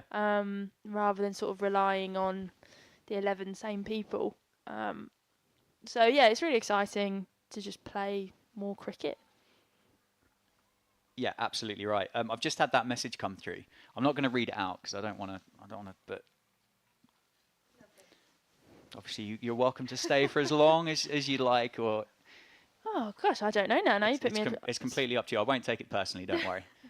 I'll do. What are we on, over 19? Yeah. I'll do up to 20 overs. Go on then. Let's see if we take a wicket, then maybe I'll stay for some. Can't move. Yeah. Stay for longer. You can't move. Maddie Villiers to continue from the Graham Gooch end. Sarah Glenn now on 2. Kirsty Gordon has faced 6 and yet to get off the mark, and 52 for 5 is the score. 23 overs remain, and I think that point that you made about the spinners rattling through is really being highlighted here. Width on offer from Maddie Villiers. Sarah Glenn just had a little chase at that one. She certainly so far looks like she's going to be kind of keeping the keeper and the slip cordon interested. I think the umpire there is just telling Ariana Dowse that if she's going to field there, she has to wear a helmet. I think that might have been the gesture with the hands. Yeah, I think so. I'm actually not too sure. Well, I think I had the benefit the other day of commentating up in Northamptonshire, and Emilio Gay had something similar, and he put Lewis McManus's wicket-keeping helmet on, but apparently you can't field there without the stem guards on either. Oh, it's gone straight. Oh, no, it's nicked off. Sarah Glenn's been given. It's a great catch by Amara Carr. I just had to have a little look at the bails to make sure they hadn't moved. And Maddie Villiers gets her 3rd wicket. She's 3 for 3 off 3.2 overs. And Sarah Glenn, the England international, with all the experience, has got to go for 2 off 14. And dare I say, another one that maybe didn't look that happy with it. The bat was quite close to the ground as it went through, but again, the umpire said yes. That's a great catch from Mars as well. Did keep a little bit low, maybe. Well, that experienced and important partnership that we were just talking up has just been broken. I've just had confirmation that there was a big noise from pitch side. I see. I'm not brave enough to open the window up here, Kelly. I have to be honest with you. I'm sat here with about 4 layers on anyway. Yeah. I've just started to get sensation back in my fingers. So it's not worth it, honestly. I'm quite happy being a bit deaf to what's going on outside. Yeah. 52 for 6, the score. Beth Gammon, the new batter for the Blaze. And they are in all kinds of trouble at the moment. And it looks like we've bought an extra over from you as well. Yeah. I'm in for the day now. This is where I'll be. there's worse views around Chelmsford, I have to say. They've kind of put the wicket in the perfect place for us. Yeah, it's quite nice actually. It's quite nice just being pretty much right behind actually on the strip. It's fired in.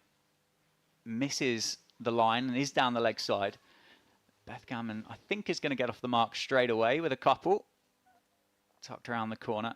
It's well retrieved. Quite a long way short of the boundary, but I think that probably highlights just how wet it was this morning and how wet it has been. Ball hasn't really run away. I think I can only really count about 3 or 4 boundaries from the Blaze altogether, I think, so far today. Yeah. Oh, it's width on offer, and there's an attempted cut shot by Gammon. I think at this stage, one of the Blaze batters is potentially going to have to come out here and chance their arm, I think, and a quick 20 or 30 could be really important. I think, yeah, just to sort of, I think from their point of view, just disrupt the flow as well. And it is that risk reward, but you might not be a bad shout of, just try and get the spinners away. Especially having mid on and mid off up as well. Of actually, I think a lot of the time, definitely in the women's game, I think everyone is so strong hitting straight. I think, I don't know if that's sort of one of the couple of the first shots that you learn. I think it's just having the bravery to take it on. I think sometimes we probably don't utilise it as well as what players can do. Certainly think the Blaze are prepared to give it a little go. Would you like to go, Kelly? You're more than welcome to. I don't feel like you have to spend all day up here. Right, I've got one more over Go in on, me. I said that before about a wicket. So, I've got one more over. But I mean, if you don't want me to be here, that's okay as well. That's certainly not what I'm saying. That's certainly not what I'm saying. The company is very much appreciated up in the box. Jodie Grucock to continue from the Sir Alistair Cook end here at Chelmsford. Beth Gammon is on strike. She's 3 off 3. And Kirsty Gordon yet to get off the mark. 0 off 7. 55 for 6 after 20. So 22 overs remain in the innings here for the Blaze. And there is very little on offer from Jodie Grucock at all. That's why sometimes it's so hard facing her, because she's so consistent at just pretty much hitting the same spot. And to think to have or possess that skill bowling leg spin as well is even more remarkable. You kind of associate that control with an off spinner, don't you? Or a slow left arm. Yeah. You kind of go, it's a wristy. We know there's going to be a drag down. We know we just haven't had one from Jodie so far today. Yeah, exactly. That's nicely flighted again, and Kirsty Gordon just mistimes that one out to point. Yeah, I think people can sometimes become a bit stuck against her, of just not knowing what to do. Do you come forward? Do you move your feet? Do you go back? I think that sometimes the indecisiveness gets people out. Yeah, and she's certainly building a lot of pressure here at the moment. Sweep shot. It's down the leg side. No appeal this time. Amara Carr onto it. And no leg bye on offer.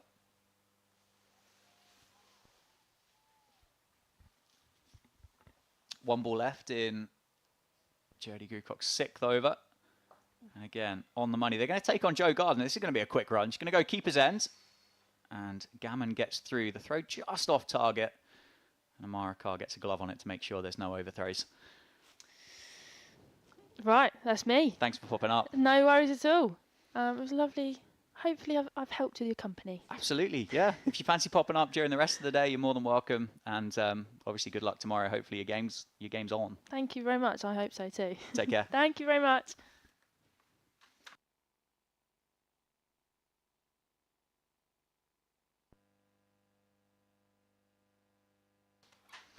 "21 overs done, halfway stage, 57 for 6, as umpires have called for drinks. I assume the drinks are going to be quite warm based on a day like today. Just run you through the scorecard as the players take a little bit of a break. As I say, 57 for 6, the Blaze. Marie Kelly was dismissed, bowled by Nick Hancock. Teresa Graves, bowled by Kate Kopak for 6. Daisy Mullen, certainly offered a lot of resistance and batted for the best part of an hour for 14 or 41 balls. Nadine de Klerk adjudged LBW off the bowling of Maddie Villiers for 15. Ella Claridge bowled by Jodie Crucock for a duck. Sarah Glenn made 2 off 14, as she was caught behind off the bowling of Maddie Villiers. Kirsty Gordon is currently 1 not out, the Blaze skipper, and she's joined by Beth Gammon, who is at number 8 and is currently on 4. The bowling figures: 5 overs, 1 for 18 for Kate Kopak, 6 overs, 1 for 20 for Nick Hancock. Jodie Crucock, 6 overs, 2 maidens, 1 for 6.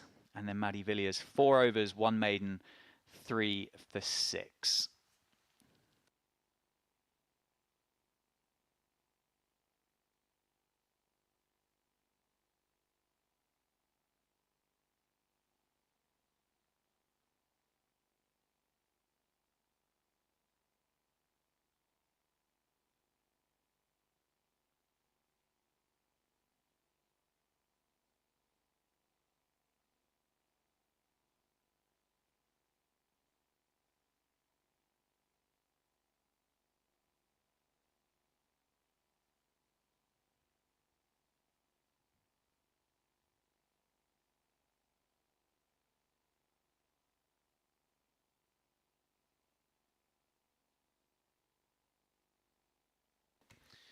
Whilst the players are taking a breather, I'll just run you through the other 3 fixtures that are going on in the Rachael Heyhoe Flint Trophy at the moment. At Beckenham, South East Stars are taking on the Central Sparks. The South East Stars won the toss and chose to have a bat first after 37.5 overs. They are 178 for 2. Tash Farrant, the captain, made 54.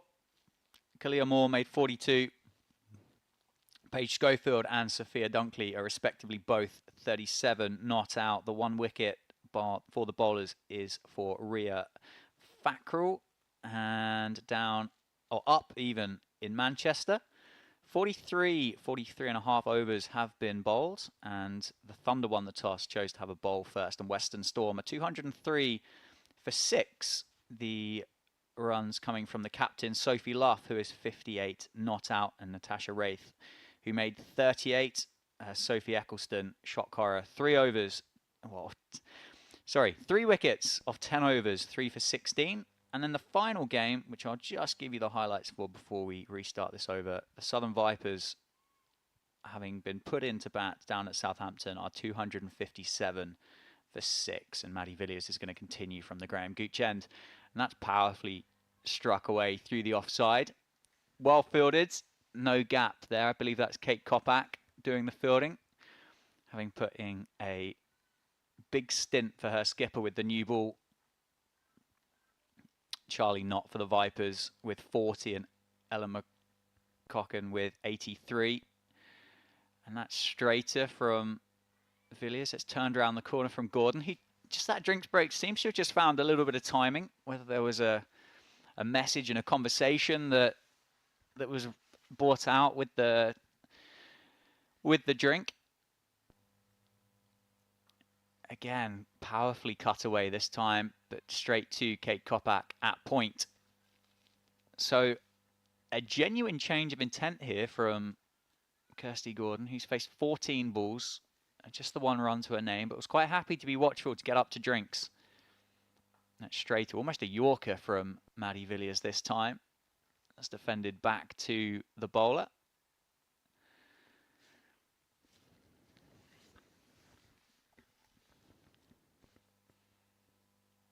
And again, cut away, but they're going to take on Kopak this time. They're going to take on the opening bowler, and disaster for the Blaze. That is not what you need when you're 6 down.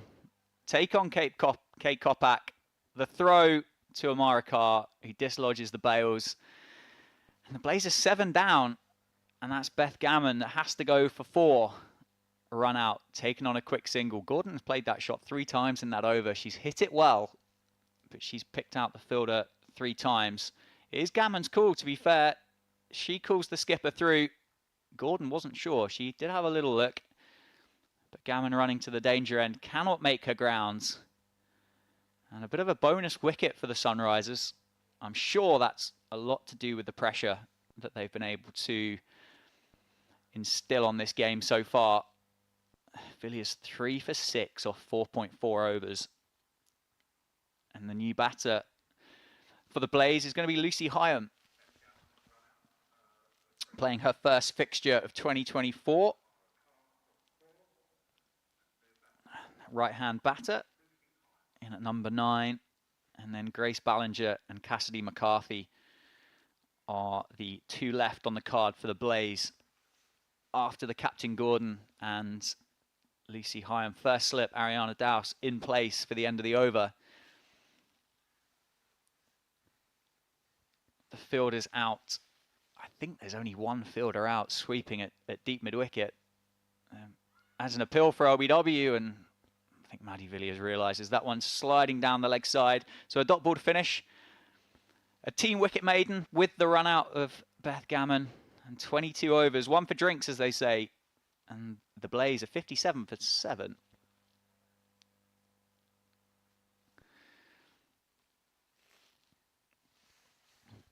What a start here at Chelmsford. And it is getting a bit gloomy. So gloomy, in fact, the umpires have asked for the floodlights to come on. And they feel like they're making quite a difference. They're certainly quite bright up in the sky out of the commentary box window.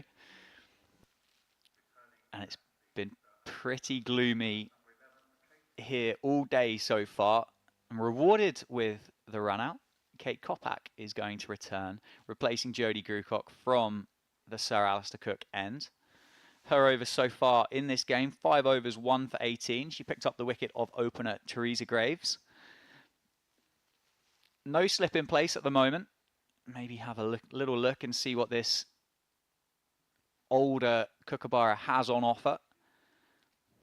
Griffiths and Villiers in catching on the off and leg side. It's going to be full. It's almost going to be Yorker length, and Kirsty Gordon gets her feet out the way and plays that down to mid-on.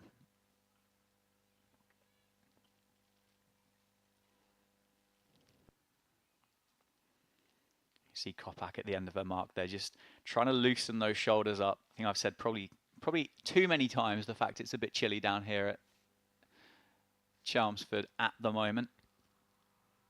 That's a big drive. Width on offer, and it's really well fielded by Cordelia Griffiths at short cover. Just parries it off to Flo Miller, who does the rest of the work.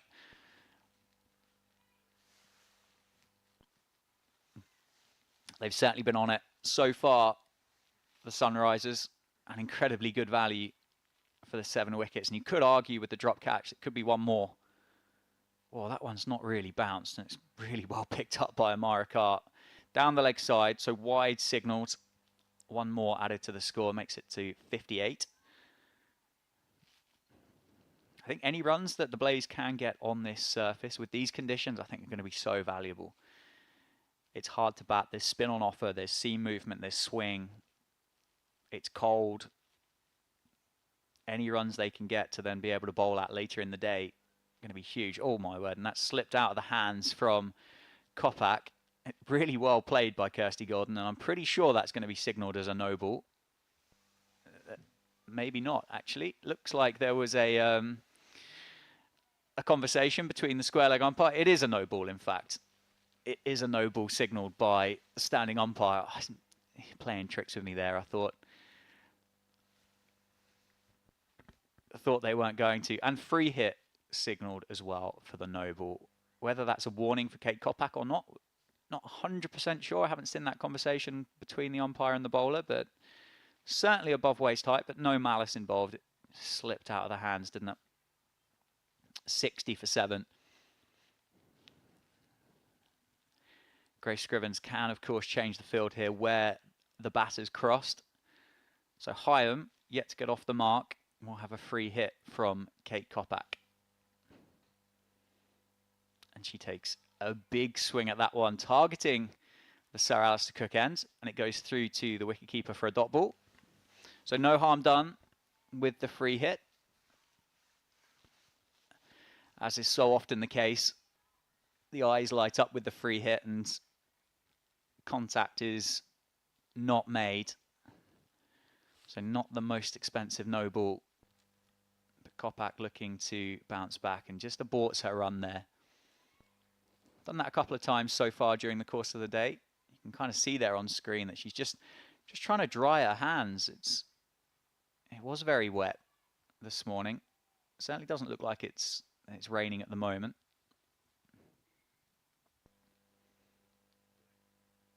Oh, and it's upish into the leg side, into the vacant leg side field. Nick Hancock patrolling the leg side boundary there, and Heyhoe gets herself off the mark with a single into the leg side. Just pushes at that one and goes aerially. Plenty of chat, plenty of encouragement out there from the Sunrisers team and players.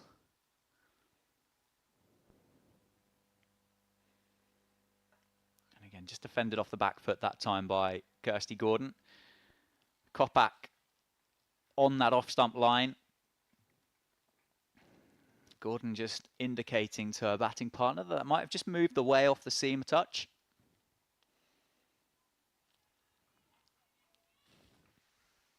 Last ball of Kopak's returning over with Kirsty Gordon on strike. 2 off 20 for the skipper. And it's Yorker length. She's gone aerial into the leg side, down towards deep mid-wicket. It's going to beat Jo Gardner, who gives chase. And it's going to be 4 to finish the over. So the Blaze move to 65. I like the intent from Kirsty Gordon. I think it's a good move. And I feel like the runs are going to be so important. Any runs they can get are going to be so valuable here at Chelmsford today. Just opens up the body, gives herself room, and a couple of bounces down towards what would be the player dugouts. But the players... Oh, you can just about see them outside the window, and they look suitably wrapped up with some beanie hats on. The player dugouts haven't yet been set up down here at Essex. Maddie Villiers, unsurprisingly, is going to continue from the Graham Gooch end. Ariana Dowse is in at first slip, catches at short mid-wicket and short cover, and it's straight, and Heyhoe turns that into the leg side. Dot ball to start. Maddie Villiers so far into her 6th over, 5 overs, 2 maidens, 3 for 6. Must look like a carom ball that time from the off spinner, which Heyhoe was up to task. Turns that round the corner, defended to Esme McGregor, who we've yet to sim with the ball, but fielding at square leg at the moment. 65 for 7. Again, defended into the leg side.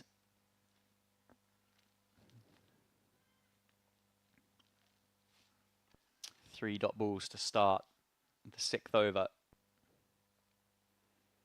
Width on offer, and that is cut away, and it's gone to Kate Kopak, who, unfortunately, the window is just in the way. I can't tell whether that's actually carried or not, but she's done really well to make sure that didn't go through to the boundary.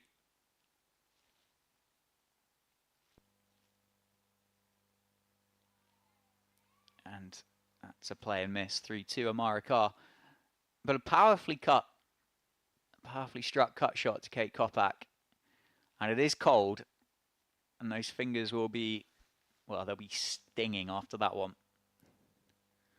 That's tucked down the leg side. Maddie Villiers can't believe it. Esme McGregor gives chase and is certainly going to cut that one off a long way inside the boundary. And there's going to be 2 more added to the score. The Blaze 67 for 7.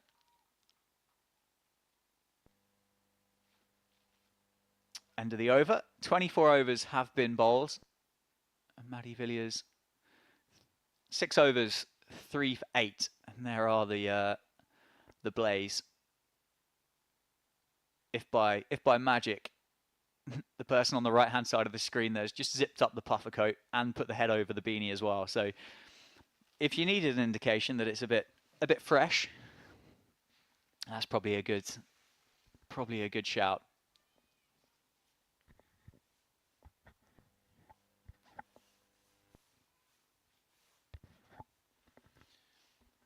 Kopak to continue from the Sir Alistair Cook end.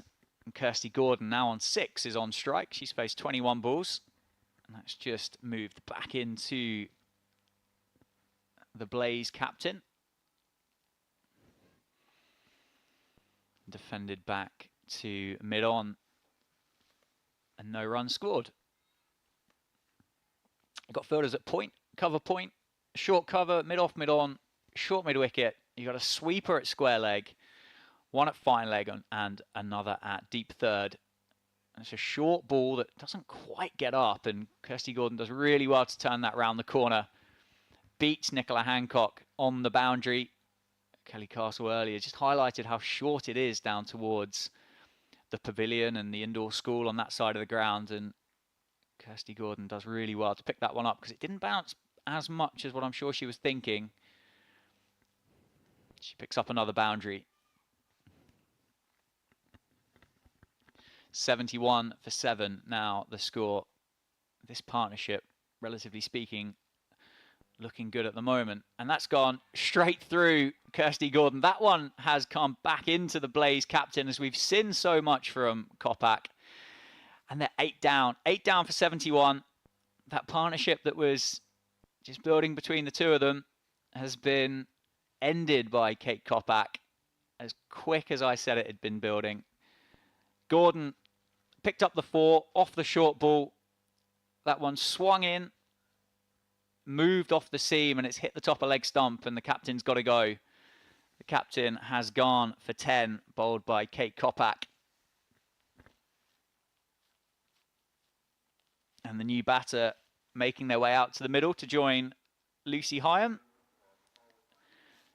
The Blaze number 10 is Grace Ballinger.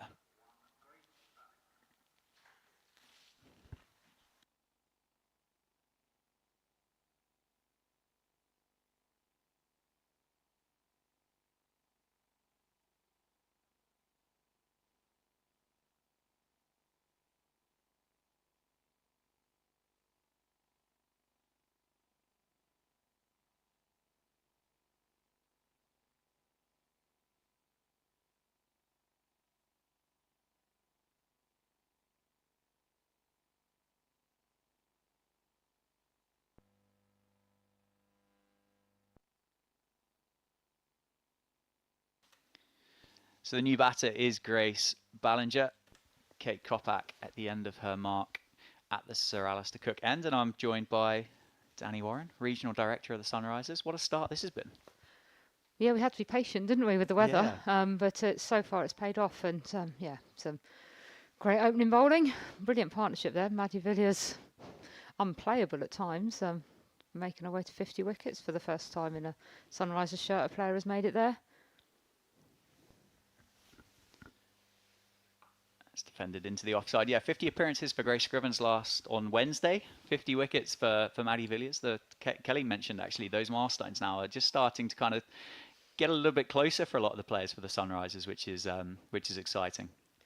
Yeah, it's hard to imagine we got to 50 after the after it only being 4 years ago. We sat here playing our first game, but no, it just shows the I guess application that Grace has put in, that Maddie's put in. Yeah, and that one's just almost drifted back in from Kate Kopak.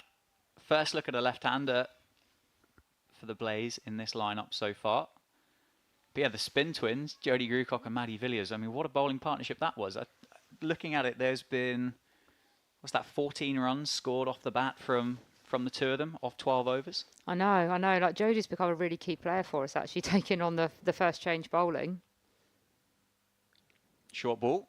Pulled away by Ballinger. They're going to look for a couple, and Ballinger says no. We all know how hard it is when pace is taken off to get away, and actually it's very brave for any spinner to want to bowl at that stage in the game. The ball's still quite hard. It's a fresh wicket, so they came on. They did brilliantly. Look, Maddie's bowled fantastically. Jodie's continued to do what she does. She does most weeks. She keeps things really, really simple, and it's hard for batters to to get the ball away. So yeah, it's been brilliant to watch, and look, it's lovely to see Maddie in full flow. She's one of those bowlers that you would definitely pay your entrance fee to watch her when she's going well. So we're very wary. They've got a really good bowling attack, and you can't rest on anything. Obviously, it's one of those days where you look at the scoreboard and you can feel like it's comfortable, but actually being out there, you probably never quite feel like it's comfortable. Yeah, you'd certainly say the momentum is very much in Sunrise's court at the moment, but you're absolutely right. There's been a lot of swing on offer with the new ball, seam movement as well, turn from the spinners, and as you said, the Blaze are well catered for and well equipped in all departments. And it's an appeal for LBW. Umpire says no this time. I think there's only half an appeal, to be fair. But the control offered by Jodie Grewcock as well, as a leg spinner, that's the discipline that you expect for a loose one here or there, and obviously to throw in her age into the ring as well is just remarkable. Inside edge that time, dot ball. Yeah, and it's a skill that she's worked really, really hard on. She's obviously came through as an opening batter, acquitted herself very nicely, and then has grown into an all-rounder in our environment. She keeps it really simple. Ballinger just uses her feet there down to Villiers. The first time really we've seen a Blaze player advance to Maddie. First slip still in place. That's Ariana Dowse. Quicker ball down the leg side and a wide signalled by the umpire. A good take by Amara Carr. Speaking of good takes, that take for the run out was brilliant, wasn't it? It wasn't easy for Amara. She picked it up and knew exactly where her stumps were. So all credit to her for that one, as well as Kate Coppack for picking it up. Oh, and down the ground again, and bit of pad. Half an appeal, not out. Yeah, bit of work left on that for Amara Carr to pick up and almost tidy up. But strange run to take with the situation of the game, but it was certainly Beth Gammon's call. Down the ground again, and it's not far away. It's going to beat two diving Sunrisers.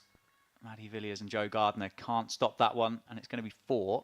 Ballinger moves to 5.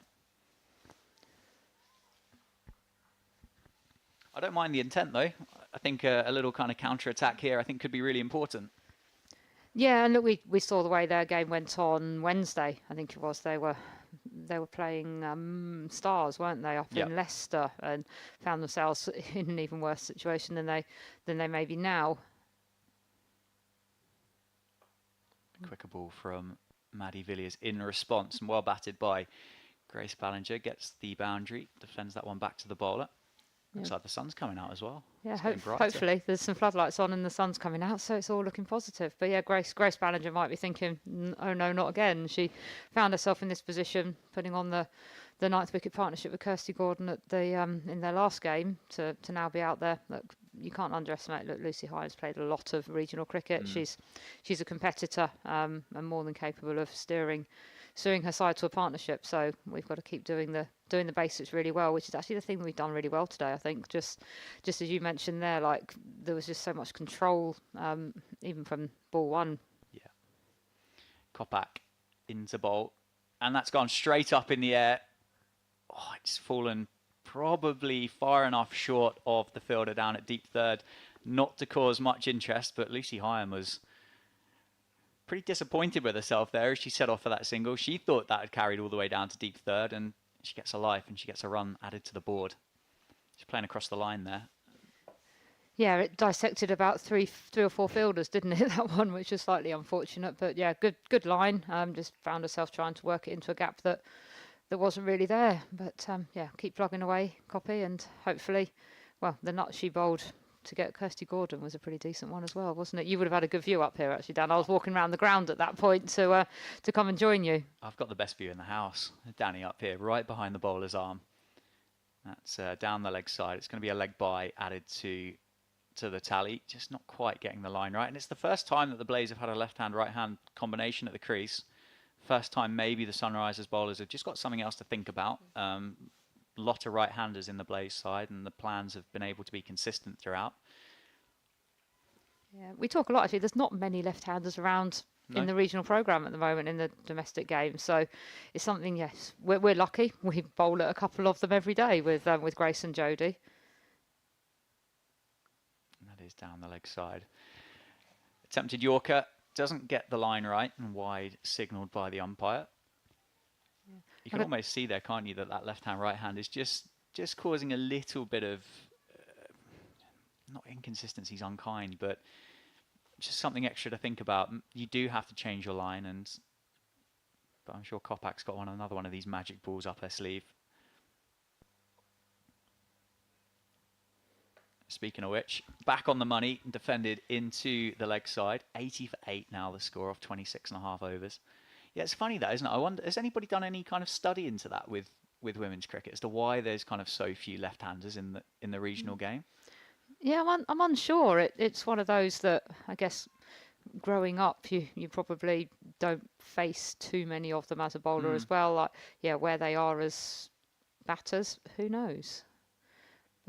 Shorter ball and cutaway, well fielded by Flo Miller. Covers a lot of ground and picks that up clean. Dot ball. And well backed up by her Sunrisers teammate Jodie Grewcock, but not needed. Yeah, sorry, I realised I'd asked you a question there that kind of was a bit of a cul-de-sac question, wasn't there? There probably wasn't an answer. Yeah, no, but it's sort of like as the game grows, I think you touched on it. We've got the opportunity to actually start to think about talent development in a different way. And you probably, like, and this is a total hypothetical, as we see Kate Kopak come in and again, tuck up the batter. You see a lot of players that come from a hockey background. Okay. In women's cricket, and as we know, hockey only has one way to hold the stick. So whether that plays into it, I'm putting out a hypothesis ready for someone to pick up and run if they want to there. But players who come through that are used to they turn themselves around whether they're right-handed or left-handed. Look, we've got Jodie Grewcock and Grace Scrivens who are both left-handed batters. They're right-handed. They bowl right-handed. Right-hand off spin, right-hand leg spin. Yorker from Kopak. Well dug out by Lucy Hyam. End of the over. 27 have been bowled now, and 80 for 8 is the score. It's a really good point, and probably something that you have to be so invested in the game to suddenly go, actually, that does make a lot of sense, doesn't it? But yeah, it would be interesting. And do you think that's something that, as your role, you'd be kind of thinking about, I wonder who's about that could be a left-hander that we could develop as a younger cricketer? Yeah, we're definitely looking at, I suppose you want different skill sets across your team, don't you? So, like we're talking about left-handed batters, but like left-arm spinners, left-arm seamers, like there aren't a huge number of them around in the game. Like we would love to have one. We've got a couple of good young ones coming through the system, and like around the game, there's a few coming through as well, which is great to see. They bring such a point of difference to your bowling attack, and most teams would want one in their lineup. Maddie Villiers to continue. That's turned around the leg side. It's going to be runs. At least 2, I think, as Kate Kopak does the fielding. Does well to pull that one back in. It's a short boundary on that side at Chelmsford today. And fresh out of an over, just put straight back into work again by Ballinger. It's not what you want, is it? No, she's getting her miles in here. Get the Fitbit on. Count the steps. And good response by Maddie Villiers. A quicker ball defended into the leg side. Maddie Villiers so far 7 overs, 3 for 15. Almost spoilt somewhat by the shot from Ballinger in the last over. Again, defends that one into the leg side. Yeah, she'll be pleased to see the batter wanting to have a go. It gives her something to bowl at, and you want to know that you're in the game, but the pressure's well and truly on. Yeah, it's all going one way at the moment. Again, down the crease, big appeal for LBW.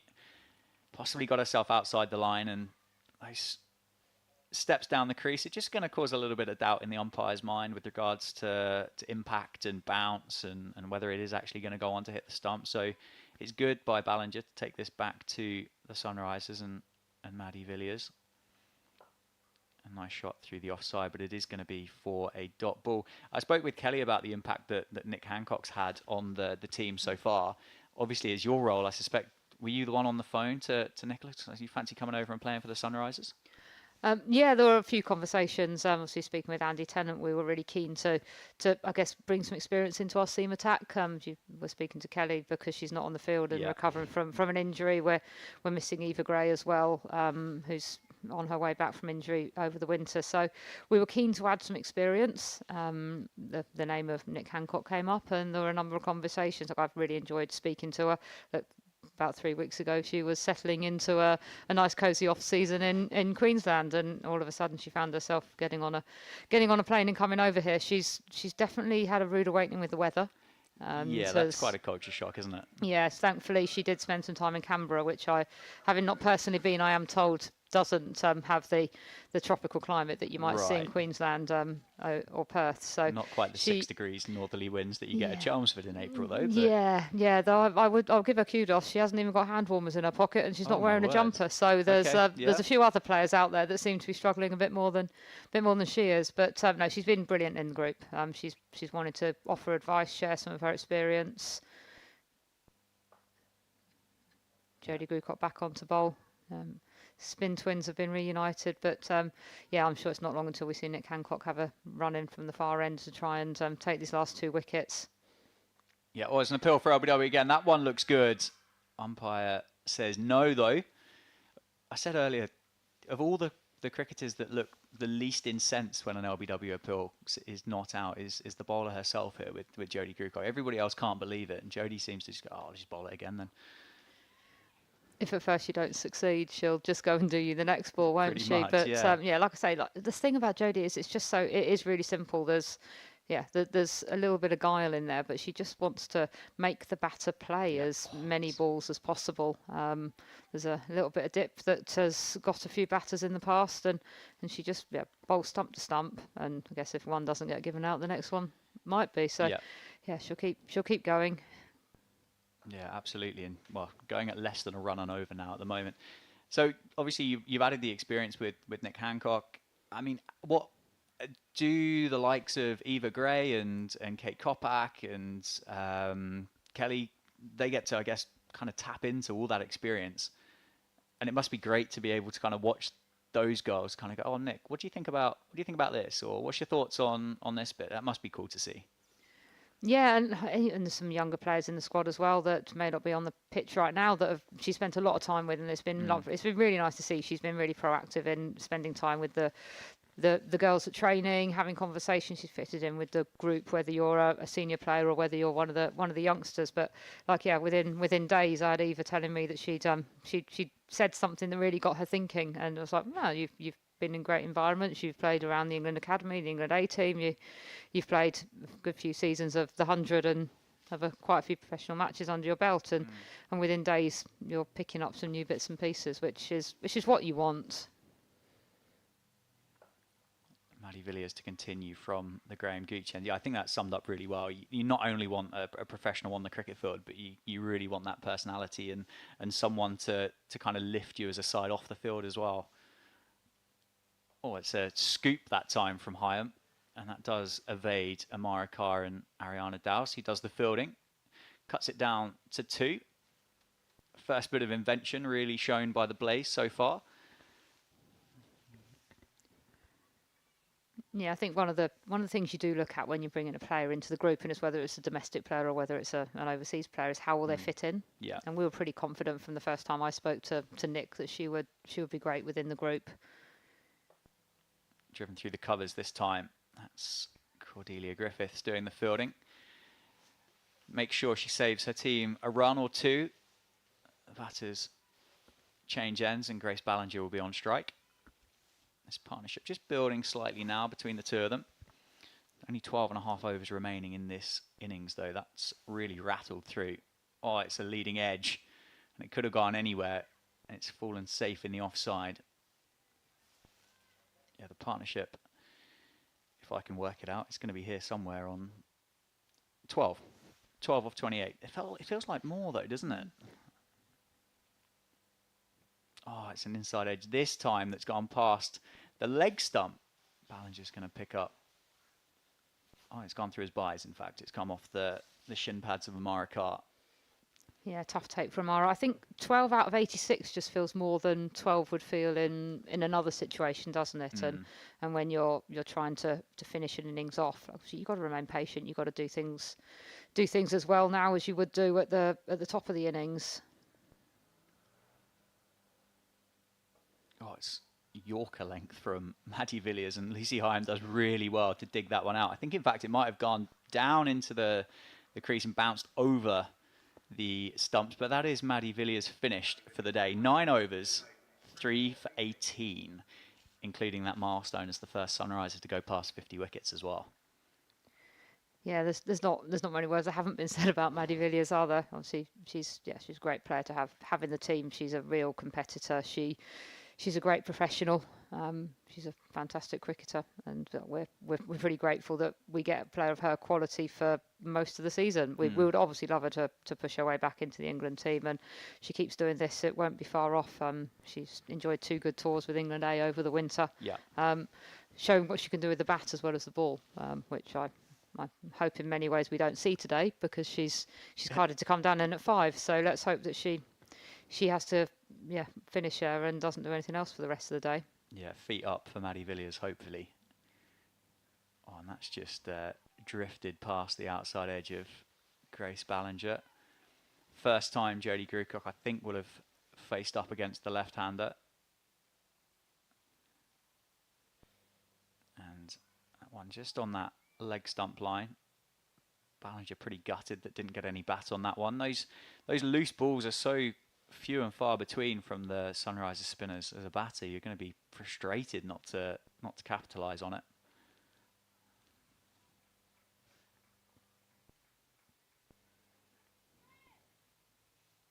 And then how's the mood amongst the team generally? It was a fantastic finish to 2023 down the ground for Ballinger, and gets an inside edge into the leg side. And take that as building blocks and momentum through to 2024? Definitely. They've had a really, really good winter, the girls, and it was so nice to see them showcase what they could do at the end of last season. We see them day in, day out, and you realise just how talented they are as a group. The missing piece was the belief that they could go out there and turn that talent into results. So to finish the way we did last year, I think there were times in the season last year where we probably should have put our foot down and kept going. We got scuffed a little bit by the weather, that middle period between the Charlotte Edwards Cup and the 100. The weather wasn't great. We played, I think, probably 2.5 of our games in that period, and every game had some sort of rain impact in it, which was a bit disappointing, because we felt we'd gained some momentum, having picked up a win against Vipers here at the start of that period. But yeah, like they are a good group. We've got a clear plan, and a lot of credit's got to go to Andy Tennant for that. He's got a clear method about how he wants the team to go about compiling a win, and that's helped the girls. That clarity, that approach, where you know when you go out there, if we're confident that if we tick off a certain number of metrics, then we will be the team that comes out with the W at the end of it. So it's been really great to see. Obviously, starting the season, you never quite know how it's going to go. We really hit our straps in Cardiff. We looked to far off our best in Manchester, but we were beaten by when we were not playing our best cricket, which is heartening, because you know there's another level to go to. Yeah, Nick Hancock in from the Graham Gooch end, returning into the attack. Short ball, that's pulled away by Hyam, who picks out the fielder at deep backward square. Instant impact. Nick Hancock comes back into the attack. Short ball, Hyam happy to take it on. And straight down towards Esme McGregor. Yeah, and very cool under that. We were talking about the Vipers game here last year. I remember she was under a similar catch, making her 50 over debut, standing under that ball, and just cool as a cucumber. Judged it brilliantly. It looked at one point like it had the legs to go a bit further, but she just gave herself enough time to see where it was going and took it comfortably. But sometimes you just can't resist having a go, can you? The pace comes on. There's something really there to play with. They've just been trying to eke something out against the slower bowling of Jodie Grewcock and the guile of Maddie Villiers. All of a sudden your eyes light up when you get something. So great breakthrough there, and going back to the value of having someone like Nick Hancock around. She probably knew, look, if I dig this in now, they're gonna have a go. So let's see. I've got my fielders out there. She dropped both Esme and Ariana down there, so we had a deep square and a deep fine leg. So it was obviously a bit of a plan, and it was nice for it to come off. Yeah, it becomes quite instinctive as well, that shot, and particularly with the change of pace from Matty Villiers to Nick Hancock. Yeah, instincts take over, and the next thing you know, you've played a pretty nice shot, to be fair, to Lucy Hyam. She certainly timed it well, but unfortunately for her, she didn't quite manage to avoid Esme McGregor. So the Blaze are 9 down now, 87 for 9, and the last batter at the crease is Cassidy McCarthy. I think going back to that point, and I don't know the exact average ages of all of the squads around the country, but the Sunrisers must be one of the youngest, if not the youngest, across the board. You've got 2 cricketers out there that were with the England under-19s over the winter. You've got a captain that captained the England under-19s in the previous edition of that World Cup. It's a young team. The ceiling's so high. And as you said, it's gone. Nick Hancock picks up the last wicket. Cassidy McCarthy just lasts 2 balls. She walks at the Australian, and the seamer's rewarded. 2 wickets in 3 balls, 3 for 20, and the Blaze are all out for 87. Yeah, can't question that, can you? It was just darting back in. She took middle stump out and did her job nicely. I feel a bit like I did that job. You did all the work throughout the innings. I came up for about 5-6 overs ago and took the last 3 wickets with you, Dan. Got to help clean the tail up. But going back to your question, and just to, I guess, round things off, like there's a really high ceiling for this group. Like there's some experienced cricketers in there, but like our oldest player's 30. And when you look at that in the cricketing sense, that's young. But then you look at it in the sense that those players would only have become professional 4 years ago. So actually, their cricketing age is younger than that. So with the added opportunity to improve their physical fitness, to improve their knowledge around how to be a professional, I hope that even those players that are of that age are thinking, look, I've got another 5, 6, 7, 8 years as a cricketer here. We see it so often in the men's game that players are going on when they look after themselves. They've got the support around them. They're going on and playing for well into their 30s. So they're a young group and they're a really talented group. There's a good balance of players out there. We brought 9 players through our academy in the last 4 years. And that's something that we're really proud of, that we've managed to develop those players, give them opportunities. And it's not just the ones that are out there on the field at the moment. There's people really gagging to get out there. We've got 12th and 13th that one's only 17. She hasn't been to school much in the last 2 weeks, to be totally honest. We apologise to rugby school that you haven't got Amusa and Kuma actually coming into school. She spent more time playing cricket with us, and then a really young, exciting seamer in Charlie Phillips, who it's probably quite unlucky not to have made her debut in the last 3 games, but she can't get away into the team. And that said, we've got 2 professionals injured and we've got 1 away with Scotland. So we're excited that when we do get that whole group together, they're really capable of achieving great things, which is so exciting to see. Yeah, absolutely. Exciting times ahead. So, end of the innings, the Blaze bowled out for 87, and the Sunrisers made their way off to a healthy round of applause from those that have made their way into Chelmsford today. I think there's a half-hour break between innings, so we'll take a break, and we'll be back for the run chase after some. Is it lunchtime now? 5 past? Yeah, we'll call it lunch. Why not?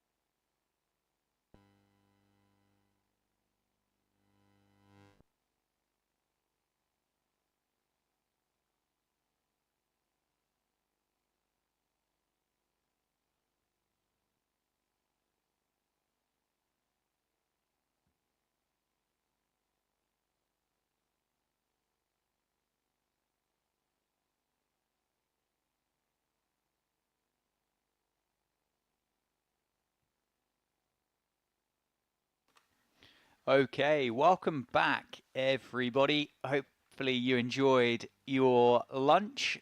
Earlier on today, the Blaze were bowled out for 87 by the Sunrisers. Sunrisers won the toss, elected to have a bowl first, and got the reward for winning the toss and, of course, executing their plans as successfully as what they have done. The high score for the Blaze was Nadine de Klerk for 15. The wickets, the pick of the bowlers really, Maddie Villiers 3 for 18 off 9 overs. Kate Kopak 2 for with the new ball. Australian overseas, Nicola Hancock 3 for 20, and Jodie Grucock only the 1 wicket but 8 overs for 7 runs. Misley from the leg spinner. The Sunrisers opening batters are out in the middle waiting for the Blaze. Grace Scrivens, the captain, and Ariana Dowse. And the Blaze make their way out to the middle to join them. So 88 runs required from 42 overs for the Sunrisers. That's a target or an equation of 2.1 runs per over. It's not easy to bat on, I think is worth noting. There is seam movement, there is swing, there is turn, and the Blaze certainly possess a potent bowling lineup, so it isn't going to be easy. And opening the bowling from the Sir Alistair Cook end is going to be Grace Ballinger. 3 wickets so far in the Rachael Heyhoe Flint Trophy. Best of 3 for 47 in the 2 games.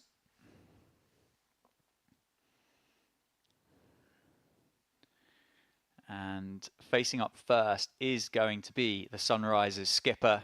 Grace Scrivens will take 1. There is a first slip. We have a gully, we have backward point, we have cover point, we have a cover. We have Kirsty Gordon, who I believe is going to end up at mid-off.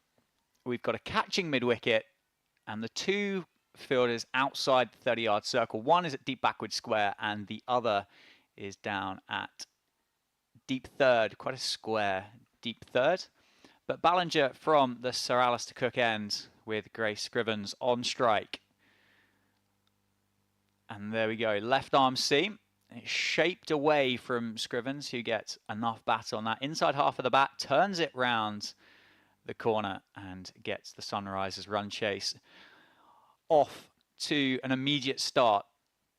And Ariana Dowse will face up against the second ball of the afternoon. Both of these cricketers had a pretty happy time of it last time the 2 teams met back in 2023, both scoring their first list A hundreds with a partnership worth 200. And Ballinger, the left armour to Ariana Dowse, and that's swinging back into the right-hander who gets an outside edge on that and runs down to deep third for a single. So 2 runs off the first 2 balls. But encouraging signs from the Blaze, and none really that what we wouldn't have expected, having seen the ball do quite as much as what it has done here at Chelmsford already today with Kate Kopak and Nicola Hancock. Sunrisers will know how much it's moved. They'll be aware. That's well defended down the ground by Captain Scrivens. That's another pretty wild throw there from the Blaze. There's been a couple there that have just gone over the top of the wicket keeper.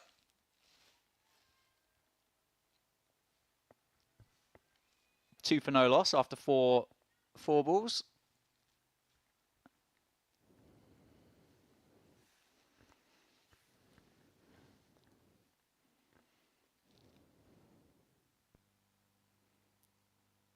And again, shape away from Grace Scrivens.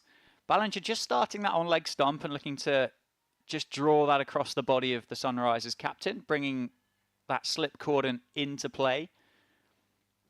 And the Blaze on the attack with their field placements, which they have to be with 87 runs on the board. Just 87 runs to play with. The damage done by the Sunrisers all across their 4 bowlers. Wicket spread around, plus a run out. And again, shape away, and that's timed brilliantly through the covers by Scrivens, but Sarah Glenn is there to stop that, so it's going to be a dot ball. Argument that could be shot of the day so far, but Sarah Glenn, who's returning back into cricket, having suffered a concussion down in New Zealand over the winter, fields that one superbly in the covers. 2 balls left. And again, shape away. And that's the perfect delivery from Ballinger. That's what she wants. Dot ball to finish the opening over of the day. And the Sunrisers are 2 for no loss. Scrivens on 1, Dowse on 1. And the 2 runs coming off the bowling of Grace Ballinger.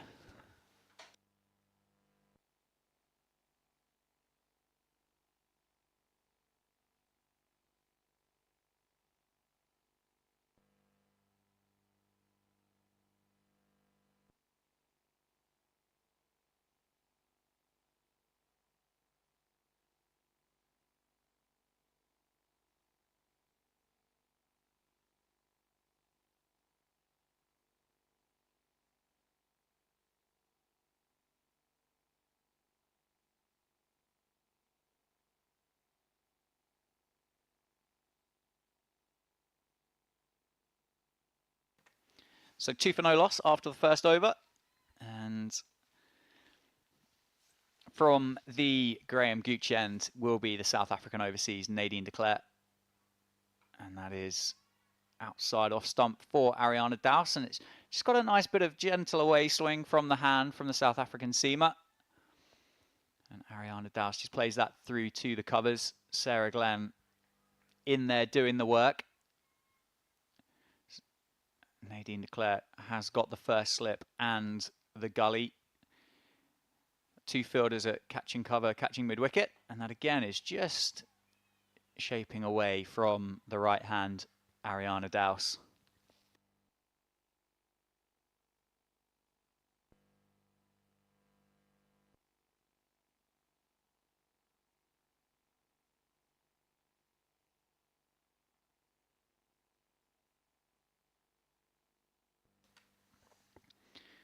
Cut away off the back foot, straight to point. Sunrise is very attacking at the moment. Certainly seem to be timing the ball well at this stage of the game.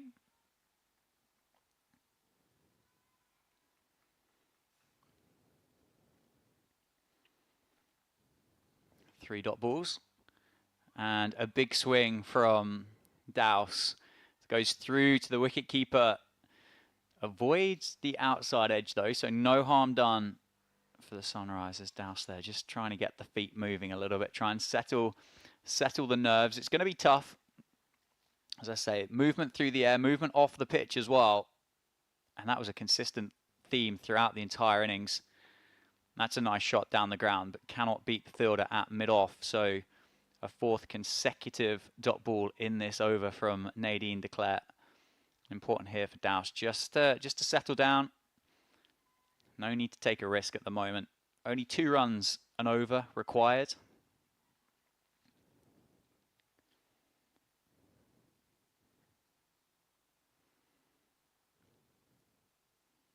And that's driven square through the covers. Sarah Glenn's going to give chase. I don't think it's going to go to the rope, but it's going to be a couple of runs added to the score. So 2 runs off the last ball of the over. 4 for no loss after 2. Scrivens on 1. Ariana Dowse on 3.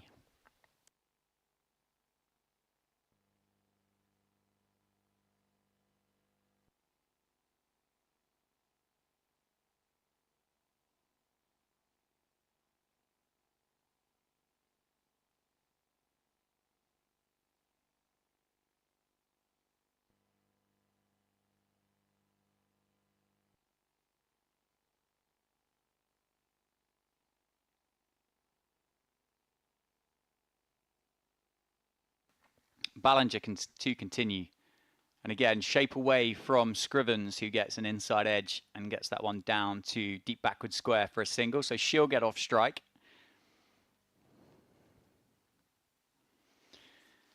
5 without loss after 2.1. Ariana Douse, the right-hander, on strike. Ballinger to continue with this line. Certainly the Blaze are going to be encouraged by what they've seen from their two seamers so far in this short sample size of 13 deliveries. And again, swing back into Ariana Douse, who's up to task and defends that into the leg side.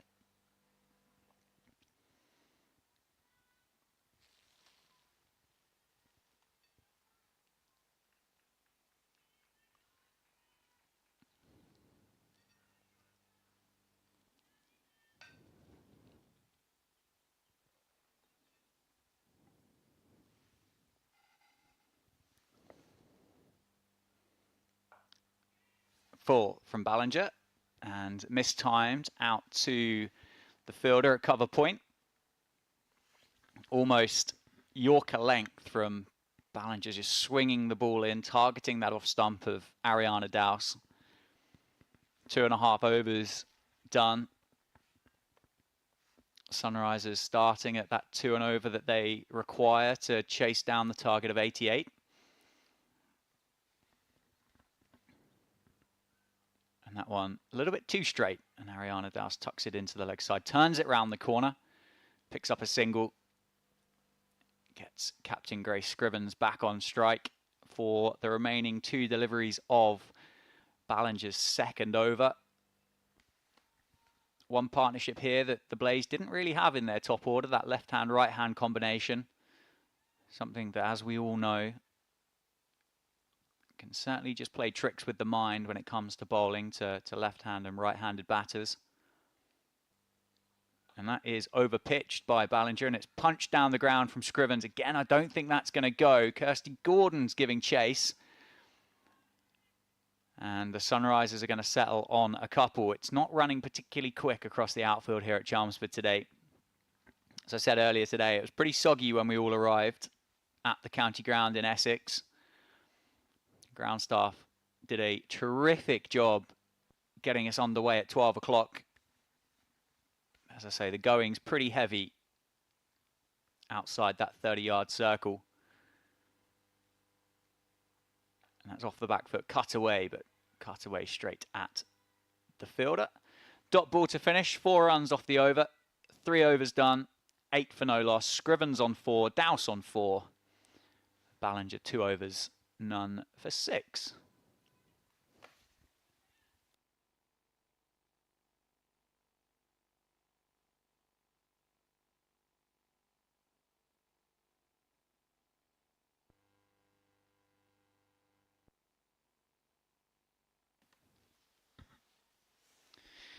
Nadine de Klerk to continue from the Graham Gooch end. The gully has, temporarily moved. I think that might be Daisy Mullen that was in at gully, found herself at cover point and has been asked to go back to gully by the South African overseas. And that's Douse just playing into that gap, funnily enough, that Daisy Mullen has just vacated. Gets the single off the first ball of the over and puts the captain on strike.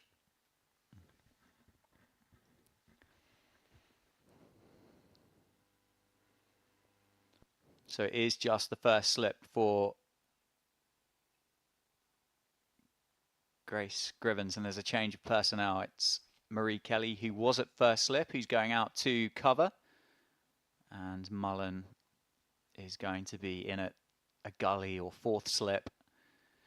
Just strengthening that offside that Scrivens has, played some pretty powerful shots through the offside so far in this short stay of 4 at the crease. Down the leg side, through the wicketkeeper, it's going to be wides. I don't think Scrivens is going to come back for a couple. She's going to take on the fielder. She's going to come back comfortably for 2. So that'll be 3 wides added to the score. So 3 extras, which will move the Sunrisers score up to 12. 12 for no loss after 3.2.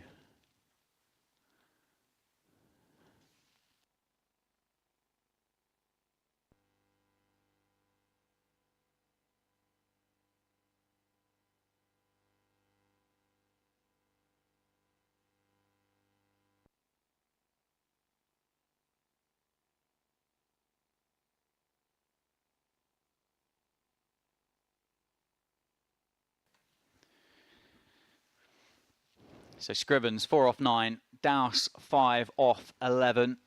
And there is a catcher in at mid-wicket, the one at gully as well, and that's just drifted past the outside edge. It's gone the other way actually by Nadine de Klerk.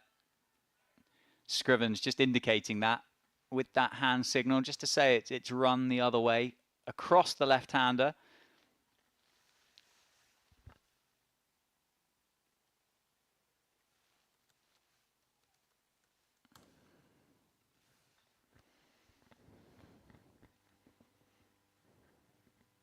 And again across the body of Grace Scrivens, who just has a little look back at the umpire just to check the line on that one. Maybe didn't carry through to the wicketkeeper quite as much as what we would expect here. We spoke to Kelly Castle earlier today, and she mentioned about the covering of grass, which attempts to kind of help the carry. Certainly seen a few that haven't quite bounced as we'd expect.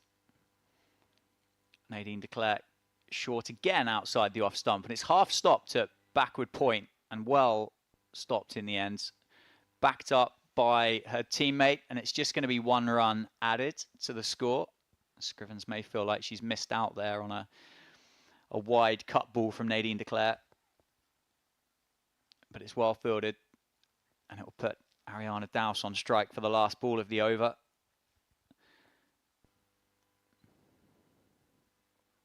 Oh, and it's tucked up Ariana Dowse slightly as it comes back into the right-hander. So end of the over, 4 done, 13 for no loss. De Klerk 2 overs, none for 7. Scrivens on 5, Dowse on 5. And so far, the Sunrisers just ticking off this run chase of 88. As I say, we started late this morning, so the fixture has been altered slightly, just 42 overs aside, which is an 8-over power play.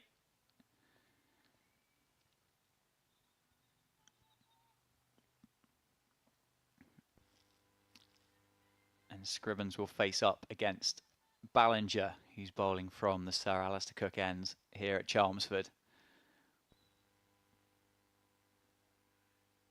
And again, just shaping away from Scrivens, but it's nicely played through the covers. Again, it's not going to run. It's not going to run away.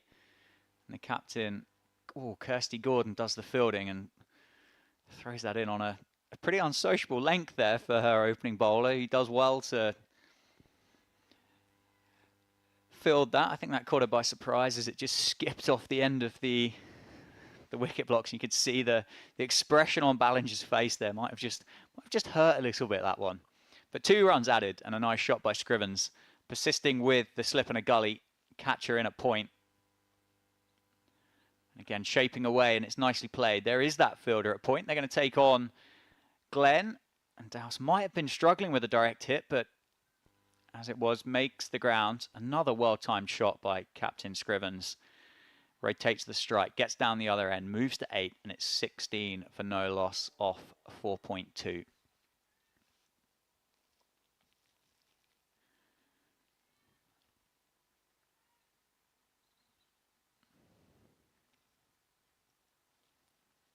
Ariana Dowse with just the 1 slip now. It's swinging back in and it's defended back to the bowler. Watchful so far. Sunrisers, well, have the benefit of not needing to go particularly hard at this. They've got plenty of time. The bowlers did a lot of the heavy lifting for the batters in the first half of this game, restricting the blaze to 87 and allowing their batting unit time to build the partnership on a pitch that's been tricky to bat on. And the blaze certainly won't make it easy for the Sunrisers. And again, that's just shaping back into Ariana Dowse, who just cuts it away, runs it off, almost off the face of the bat down to deep third for a single, off the back foot. And we see that strike rotated again, and the blaze have to make some fairly wholesale changes here with the left-hander back on strike. I think the wicketkeeper there might have miscounted and thought that was the end of the over. 4 balls gone, in fact. It's 17 for no loss off 4.4 with Scrivens on strike.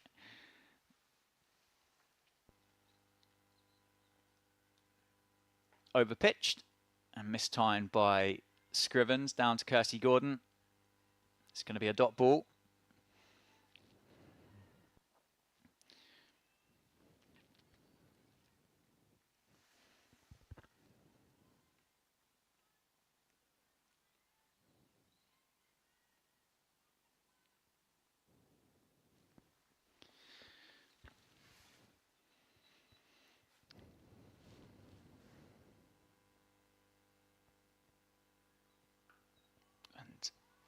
Defended off the back foot to end the 5th over.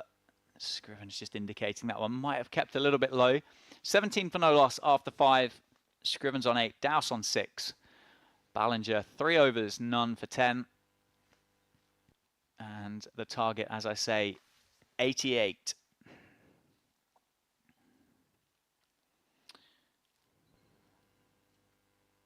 So 71 runs required off 37 overs here at Chelmsford. The Blaze will continue here. Looks like we're going to have a little bit of running repairs for one of the Blaze fielders. I say Grace Scrivens has timed the ball very well so far, and there's been some great stops in the circle by the Blaze fielders, and I think one of those might just be having a little bit of running repair, and obviously it's pretty cold, so that ball's going to hurt a little bit more.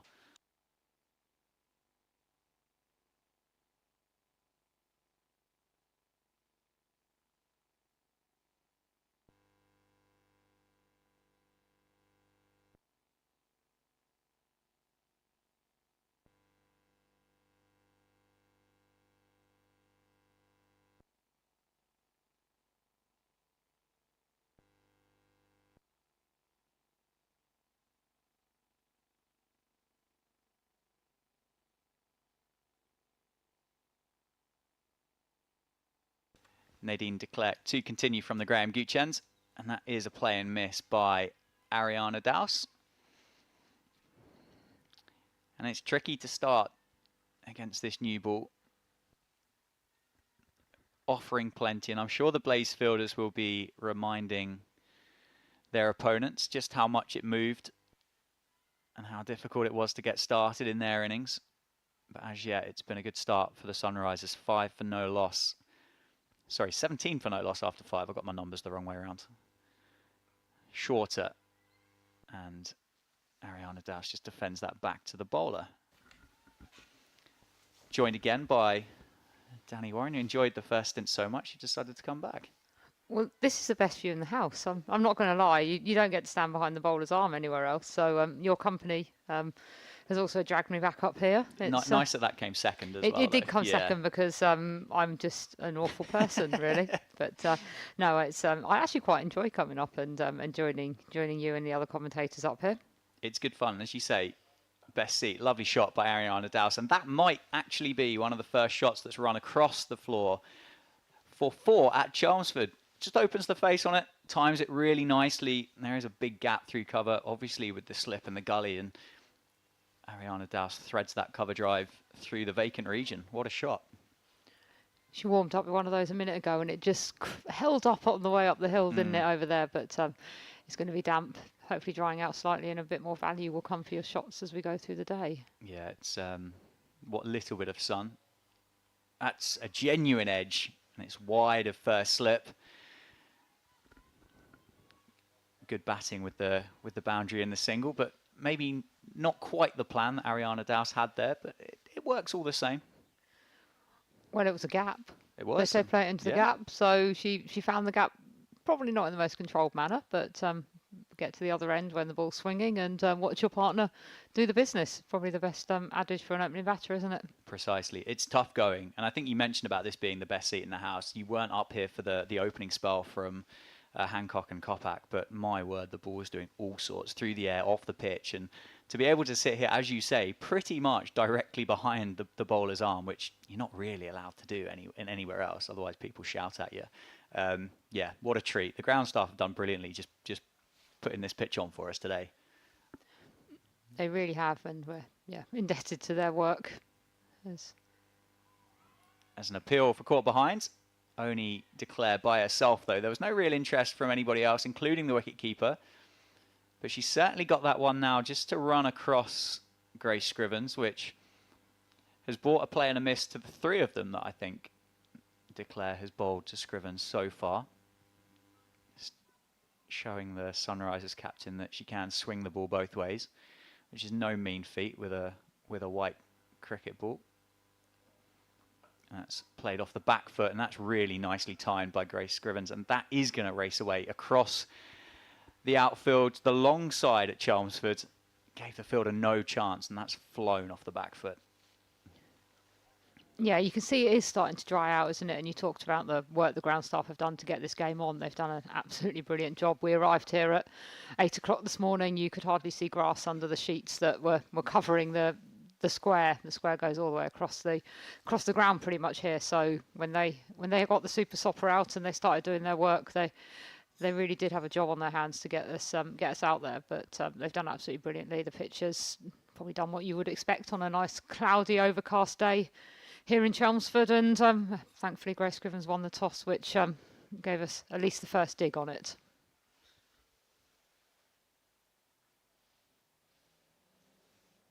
And that's your lucky £2 coin, isn't it?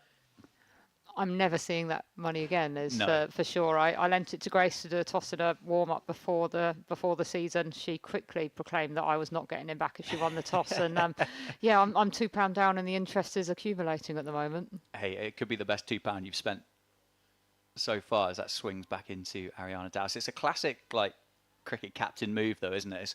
It's time to do the toss, Grace. Anyone got a coin? We learnt the hard way, actually, who's responsible for the coin. Do you know who's responsible for the coin? Do you know what? I don't. I would imagine the captain, but... You are right. It's a good guess. But yeah, the home team captain is actually responsible. Okay. There was an assumption it was the umpires. And then the umpires thought it was the umpires, but it turns out it's not the umpires. Right. It's not the match ref. Okay. It is the home team captain. Short from Ballinger, and that's defended into the offside. No, I didn't know that. So, by the sounds of it, there's a continuation to this story that you turned up to a game without a coin. Well, we went to the middle without a coin. We were up in Northampton, actually, your home turf, playing a double header. I don't think it was last year; it was the year before. And happily strode out to the middle with an expectant crowd ready to watch, and everyone looked at each other, and quickly worked out that not a single person in that huddle had a coin. Brilliant. Down the leg side, it's going to be a wide. Dowse will feel like she's missed out. So what ensued was little old me having a little trot back from the middle of the square at Wantage Road over to the changing rooms, rifling around in my bag and finding a coin, and yeah, probably a load of small talk between the people that were out there waiting for it to happen. So we might have been a few minutes late doing the toss that day. It doesn't matter. I thought you were going to say that you'd have to concede the toss if that. I guess that might be the next step, but it wouldn't be unheard of to. That's a nice shot by Ariana Dowse, and that's hurt Ballinger. I don't think that's carried, but she's done really well to get down to that off her own bowling, and it's possibly just caught one of the finger ends. As I say, it's pretty chilly, so it's going to hurt twice as much for Ballinger. It probably would be unheard of to end up back in a cricket dressing room and nobody has a coin. Do the umpires take contactless or anything? The problem is, like, who does have coins these days? Which is why Grace ended up with a £2 coin, because the only other thing I had in there was a 5p, which is probably not best to do a toss with. Depends how old the pitch was. You might never see it again. Yeah, good point. And a couple of euro notes left over from when we went on pre-season. Nicely played by Dowse, who just opens the face up and runs it past the gully fielder, and it's quite noticeable actually, kind of how the outfield has just sped up a touch. It's going to be another couple of runs. It's run all the way down to the boundary. I don't think a euro note's going to do a great deal of good for you either. No, and a euro coin doesn't either, because the other really uninteresting story around doing a toss is we did one in pre-season using a euro. Yeah. Heads was called and there's no head on the coin. So, is there not? No, so we don't have where to go again and name the sides first. Oh, there's gone. That's hooped back in to Ariana Dowse, and it's taken the top of off stump. That is a magic delivery from Grace Ballinger, who's threatened that ball since the start of this innings. She's got consistent movement, and it's come back into the right-hander, and Ariana Dowse, unfortunately, has to go for 13. Yeah, again, Ariana was looking quite set there. She'd played a couple of lovely shots through the covers, but that's the dream ball for a left arm seamer coming over the wicket, just getting it to hold its line on off stump. And yeah, Ariana unfortunately was the recipient of it and heading back to the changing room. But like you say, there's a lot in this pitch. There's a lot in this in this ball for the openers at the moment. And yeah, they've done very well to navigate to this point, both Ariana and Grace. And as Cordelia Griffith comes out to join Grace Scrivens, hopefully they'll have a chance to continue the partnership. They had a great partnership, these two, actually, down in Cardiff when we were chasing. Similar story for Dowse. She got a good start, and then unfortunately found herself walking back to the changing room and exchanging glove punches with Griffith on the way past. So look, if these two can continue what they did there, we'll hopefully be in a good position. Yeah, and I mean 29 as a partnership, just taken quite a big chunk out of that target of 88. So absolute understandable frustration for Ariana to go for 13, but in the context of the game and how hard these runs have come by, that partnership with her captain Grace Scrivens, invaluable so far. And they've done it in pretty quick time. We're just closing on the end of the 7th over, aren't we? And like, actually, they've both bowled brilliantly, with no reward really, Ballinger and de Klerk. And you know it's not going to get easier. So actually, the bigger chunk you can get out of the game at the start, the better it will be. Yeah, of course.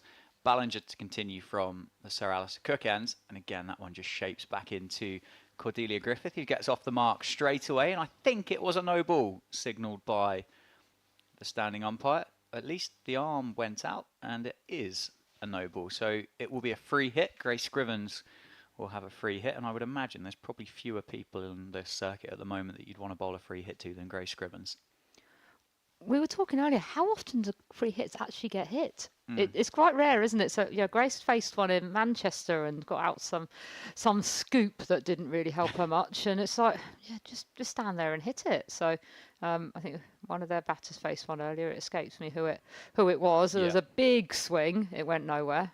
It was Hyam, wasn't it? I think it was. Yeah. If she hit it, it would probably still be travelling, but went nowhere. So yeah, let's see if the bowler comes out on top here again, because it does seem to be the case, certainly in the women's game, that you don't always get punished for that free hit. I think the old heart rate goes up a touch, doesn't it? And you suddenly go, oh, I can hit this one miles because I can do what I want with it. And actually, the execution isn't always there. It's Grace Scrivens uses her feet, and as if by magic, Danny, you've called it. It's gone for nothing. My heart was in my mouth as she started to continue down the track there. It's like the coach is standing on the sideline shouting, "Remember, you can get run out." But yeah, she actually played a really good shot there. She got herself into a nice position, didn't quite make contact with it, but hopefully that'll give us some confidence as she continues to build her innings. But it's not as easy as it sounds, a free hit. Maybe the shortest form of the game kind of gives it a reputation that you're on hiding to nothing, but it's not necessarily the case. Yeah, absolutely. Change of bowling then from the Graham Gooch end. Replacing Nadine Declare is the captain herself, Kirsty Gordon. So we'll have the first look of spin for the Blaze, and something that was equally productive for the Sunrisers. So as you just said, it's not going to get any easier on this surface against this bowling attack. I think the field's going to have to stay tight. The Blaze can't afford to put players out when we get to the end of the power play at the end of this over. So it's going to be a pretty similar kind of story to what the Sunrisers gave the Blaze.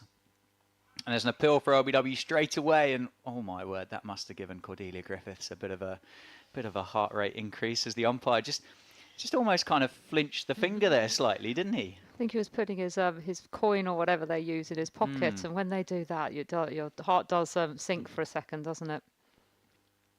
Good start for Kirsty Gordon, and Griffiths that time defends with the bat down the ground. Back to the bowler. She got a big stride in there, didn't she? Definitely make sure.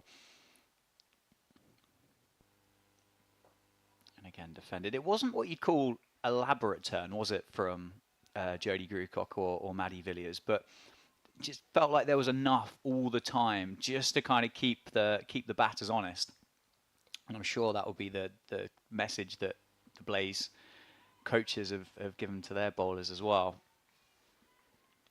Yeah, I don't think you'd ever call Jodie Grewcock a elaborate turn. She probably, if she turns it, it's the change ball. But no, the pitch has definitely got something in it out there. Defended into the offside for a dot ball. With two bowlers that take it away from the right hander, there's a bit of a danger period coming up here. I'm sure it's not long before we see Sarah Glenn have a bowl, which will hopefully. Defended again by Griffiths. Hopefully by that point, Cordelia's got her eye in. She's faced a few balls, got the pace of the pitch, and Grace will guide her through it. So, well, I don't think you're going to get your wish by having to wait too much longer, because Sarah Glenn is just marking her run up from the Sir Alistair Cook end. So it's going to be spin from both ends. Glenn's going to replace Ballinger, and as you say, this is the challenge really. This is the bowling partnership for the Blaze that they'll be thinking will do the damage. The two experienced international cricketers, and they'll take so much enthusiasm from the way that the Sunrisers spinners bowled that they think they can do the same job.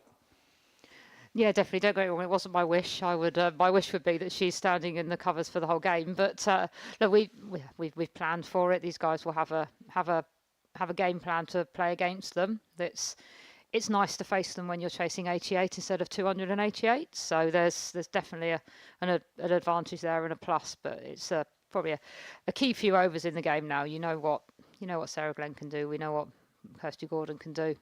They've got depth in their bowling attack, and we're going to have to work really hard for this. Don't get anything wrong. Yeah, it's going to be a tough 88 for certain, and the Blaze have made it a tough start. End of the power play, as I say, only the 8 over power play in this reduced game of 42 overs aside, and Grace Scrivens turns that one into the leg side, picks up the single and gets down the other end, and this is the matchup that you mentioned, Glenn to Griffiths. As you say, turning the ball away from the right-hander. First slip in place. Have the Blaze put anybody else out? I think there's just one out at the moment, unless there's a fielder underneath us. But I don't think there is. Just the one fielder. It looks like Gordon's going to slot into mid-on. So, they've just got the one on the boundary. You say they haven't got the runs to play with, and they'll know that this is their big bowling partnership. Catcher in at short cover and short mid-wicket as well. That one is cut away, and that's cut away really well from Cordelia Griffith. It's going to give the Blaze fielders a chase. They're not going to get anywhere near it as it runs up the hill at Chelmsford, and Cordelia Griffiths gets her first boundary, takes the score up to 36.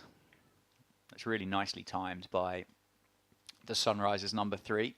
And I don't know whether it's the outfield has sped up dramatically or whether the Sunrisers batters are just finding the pace of it a little bit better. Maybe you get second look at it and you pick up a few hints from your wicketkeeper and your bowlers. Griffiths gets the boundary and defends that one back to the bowler.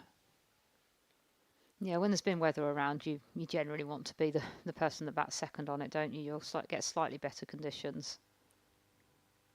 Shorter ball from Glenn. Cut into the offside for no run. It's always, as you say, it's always worth kind of almost dumbing it down by saying having a look at it, really. And I think that's kind of case in point here. You wouldn't have said the conditions have changed massively, if anything at all. It's still pretty gloomy. It's not exactly been warm. It's not dried anything up massively. It's got plenty on offer for both the seamers and the spinners. But Sunrisers, the benefit of winning the toss, have gone, well, okay, well, we'll have a look at it first and see what we can learn from you guys.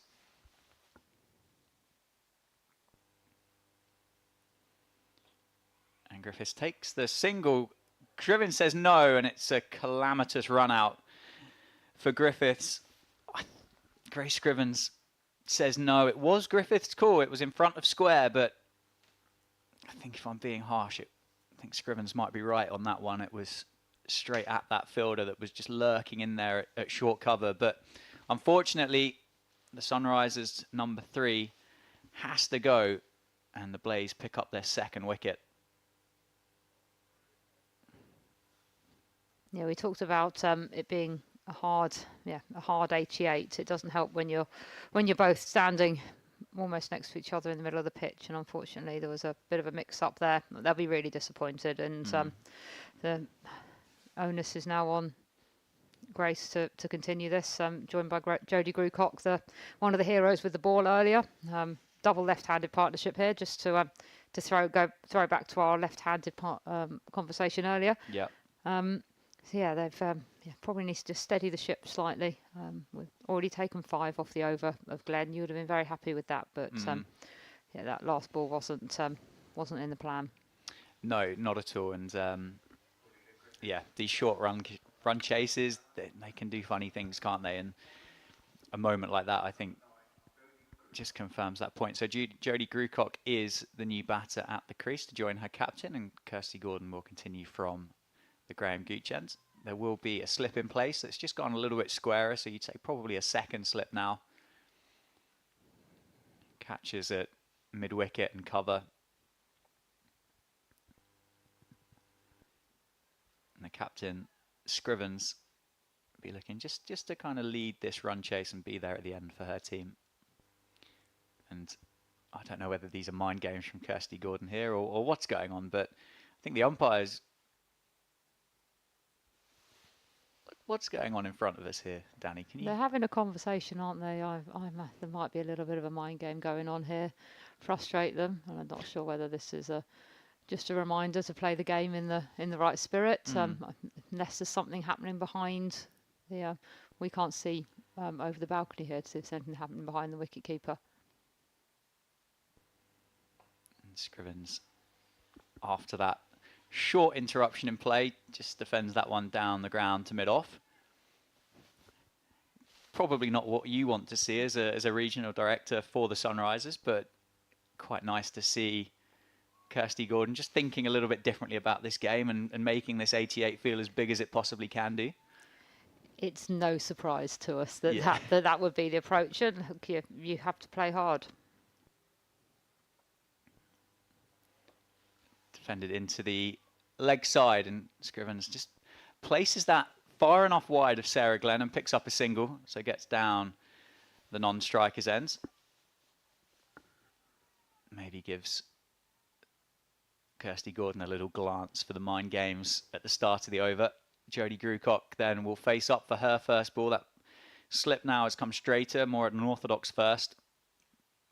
Still got those catches in at short cover and short mid-wicket.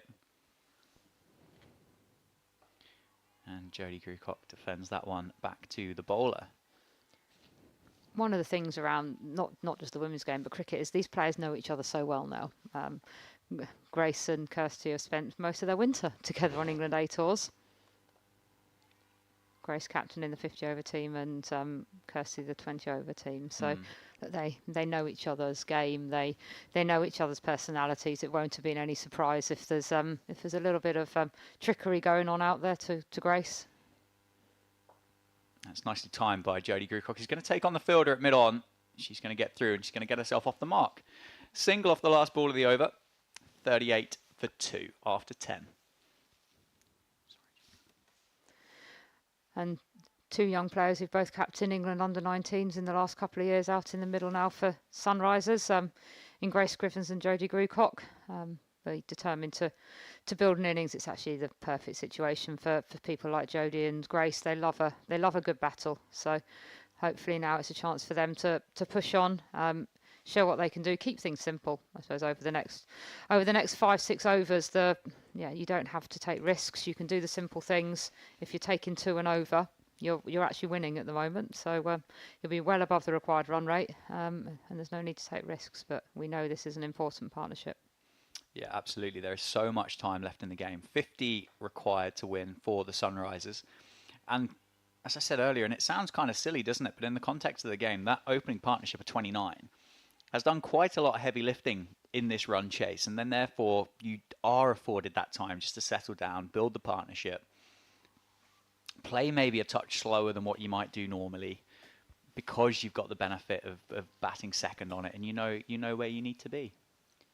Yeah, it's very different batting out here when you're chasing that in overcast conditions, a pitch that favours the bowlers. You'd much rather be chasing 88 than anything else. And if you're opening partnership when you've got the newer ball and there's more space in the outfield to target, if they can take a little bit out of it. But it was a really good opening partnership, and probably a bit of a surprise when it came to an end. But that was a great ball from Grace Ballinger to get rid of Ariana Dowse. Absolute beauty. Glenn to continue. That's defended solidly by Jodie Grewcock. Do you get involved with the kind of the coaches' chats before play? Is that something that you're kind of privy to? Like, would they have even known what a good score would be on this pitch in these conditions? To be totally honest, I trust Andy to do that. I'll listen in if I'm around, but that's Andy's domain. That's their domain. We trust them to do it. There would have been conversations throughout. As I said to you earlier, we've got a sort of clear plan as to how we want to go about compiling a win in 50 over and T20 cricket, which is something that we work towards. Played off the back foot and nicely played through the gap on the leg side. Another single added to the score. But every day is different, isn't it? And obviously, you looking at the game as a whole, you win the toss, you insert your opponents in a overcast, grey, wet day with a slightly green-looking pitch. Let's be honest, I looked at it from the sidelines and I thought I fancied a little trundle on that myself. It's got a bit of grass on it. Once you've done that, your dream is early wickets. And like you said, I wasn't lucky enough to sat up here. I gave that honour to Kelly, didn't I? To come and sit up here and watch that partnership. But they really did nail those early wickets. They put them under pressure from ball one, and that's kind of set the game up to be something that you can manage. I guess one of the things you might consider right now is, do we know when the weather's going to come in? Chasing this over 42 overs is very different to trying to get it done in sort of say 30 if we're worried there's going to be weather around later on. So there's no doubt they're going to be trying to manage that. We know we've got time, but you have to have a bit of urgency out there. Yeah, you don't want to be 5 runs short when the heavens open, do you? That's a short ball from Gordon that I think Jodie Grewcock will feel like she's missed out on. Big gap down on the offside, backward of point, but unable to connect on that cut shot. 3 balls done in the 12th over. Straighter turned into the leg side. There's a fielder just round the corner. Yeah, the good news for the competition is there will be a result today. We've passed the 10 overs, so I think we're now in game territory, if I remember rightly. Sunrisers ahead on DLS at the moment, but we all know with DLS anything can change quite quickly. What a shot that is from Jodie Grewcock. The first properly executed sweep shot we've seen today, and that has raced across the boundary down towards the dugouts, where I think the Sunrisers players are just situated down on almost some picnic chairs down the corner there, so they'll have enjoyed that one. Yeah, the dugouts aren't out of winter hibernation yet, well, so can't say I blame them. Yeah, so a few chairs put out. And well batted, solidly defended back to Kirsty Gordon. 4 runs off the over, 43 for 2, 45 required. Yeah, there's a lovely view on the balcony from in front of the changing rooms to watch the game, but it's a very long way for any 12th or 13th or a coach to be away from. So they've positioned themselves on a chair down there, though. Looking over, there seems to be a nice crowd up there on the balcony watching the proceedings here. But next into bat will be sat down the bottom, along with the 12th and a couple of the coaching staff to I guess promote conversation to help them as they go along.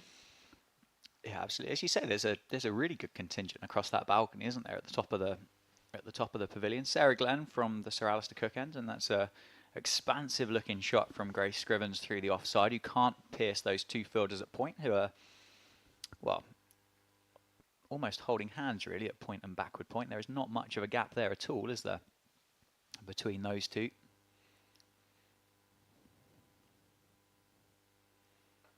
Defended back to the bowler.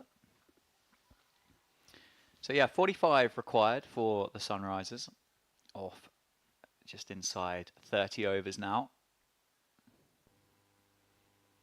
Scrivens uses her feet, and that's aerial. I think it drops just short of Lucy Hyam, who fields that really well, to be fair. Doesn't pick it up clean, but I think it got there on the half volley. Would have been a heart in the mouth moment for the captain as she watched that one fly off the bat towards the cover fielder. And there we go. There's the single. Get off strike. Get down the other ends. 44 now to win. Yeah, it does look a slightly more percentage-based plan to try and use your crease and get back and play both these spinners from the depth of your crease rather than using your feet. The slowness of the wicket makes it so difficult to really use your feet and come at and hit straight at the moment. Yep, nicely timed by Jodie Grewcock into the leg side for the single. There's a fielder out there sweeping on that boundary.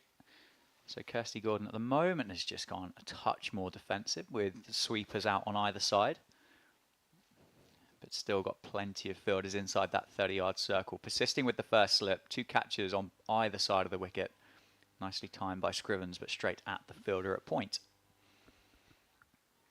And as we said before, if you can be getting out of these overs 2-3 off them, it will very quickly start to add to that score on the scoreboard and take you closer and closer to the winning target without having to take too many risks. So Jodie especially has been playing this very calmly. I hate giving out compliments because they tend to make me look silly after that, but she's got herself really close to the ball. She's tried to play it late and she's managed to work it into a couple of gaps so far. So yeah, low risk cricket is what they'll be looking to do. Change of bowling by the sounds of it. Yeah, Lucy Heyhoe. Yes. It's going to replace the captain, Kirsty Gordon, who, as we've said a couple of times, hasn't got the benefit of time in this run chase, so is obviously going to shuffle the pack through and just see what might work and see if there's a bit of a magic spell from one of her bowlers. And we know they've got real variety in their bowling attack. Let's be honest, they've got everything, haven't they? They've got your left arm seamer, your left arm spinner, your leg spinner, your off spinner, your right arm seamer. So much so you've got Marie Kelly stood at first slip that bowls with both hands just to. I mean, you've got to get to a stage in your cricket career and you think, God, you know what? I'm a bit bored of just bowling off spin. You know, I'll just chuck it down left-handed and see if that works as well. I struggle to eat my dinner with my left hand. I don't really know how she does that.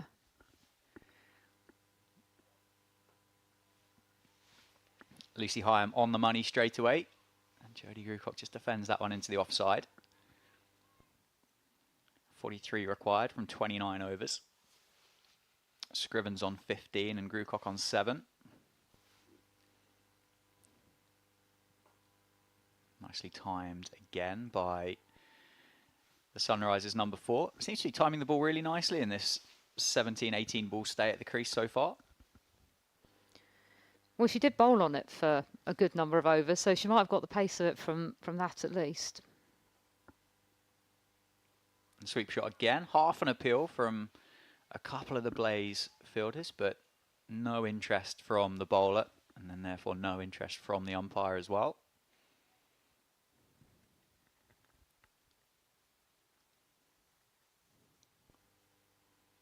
Nicely bowled. Just looked like a little bit of a pace-off delivery that from Heyhoe. The umpire's just having a wander down. Don't know whether she's just checking the front foot there maybe.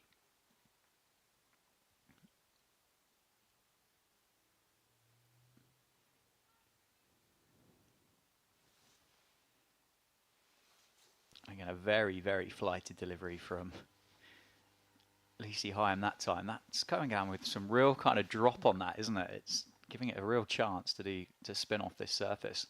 She's a very skillful bowler. She's played for 5 years at this level and Kia Super League before that. She's got a lot of experience.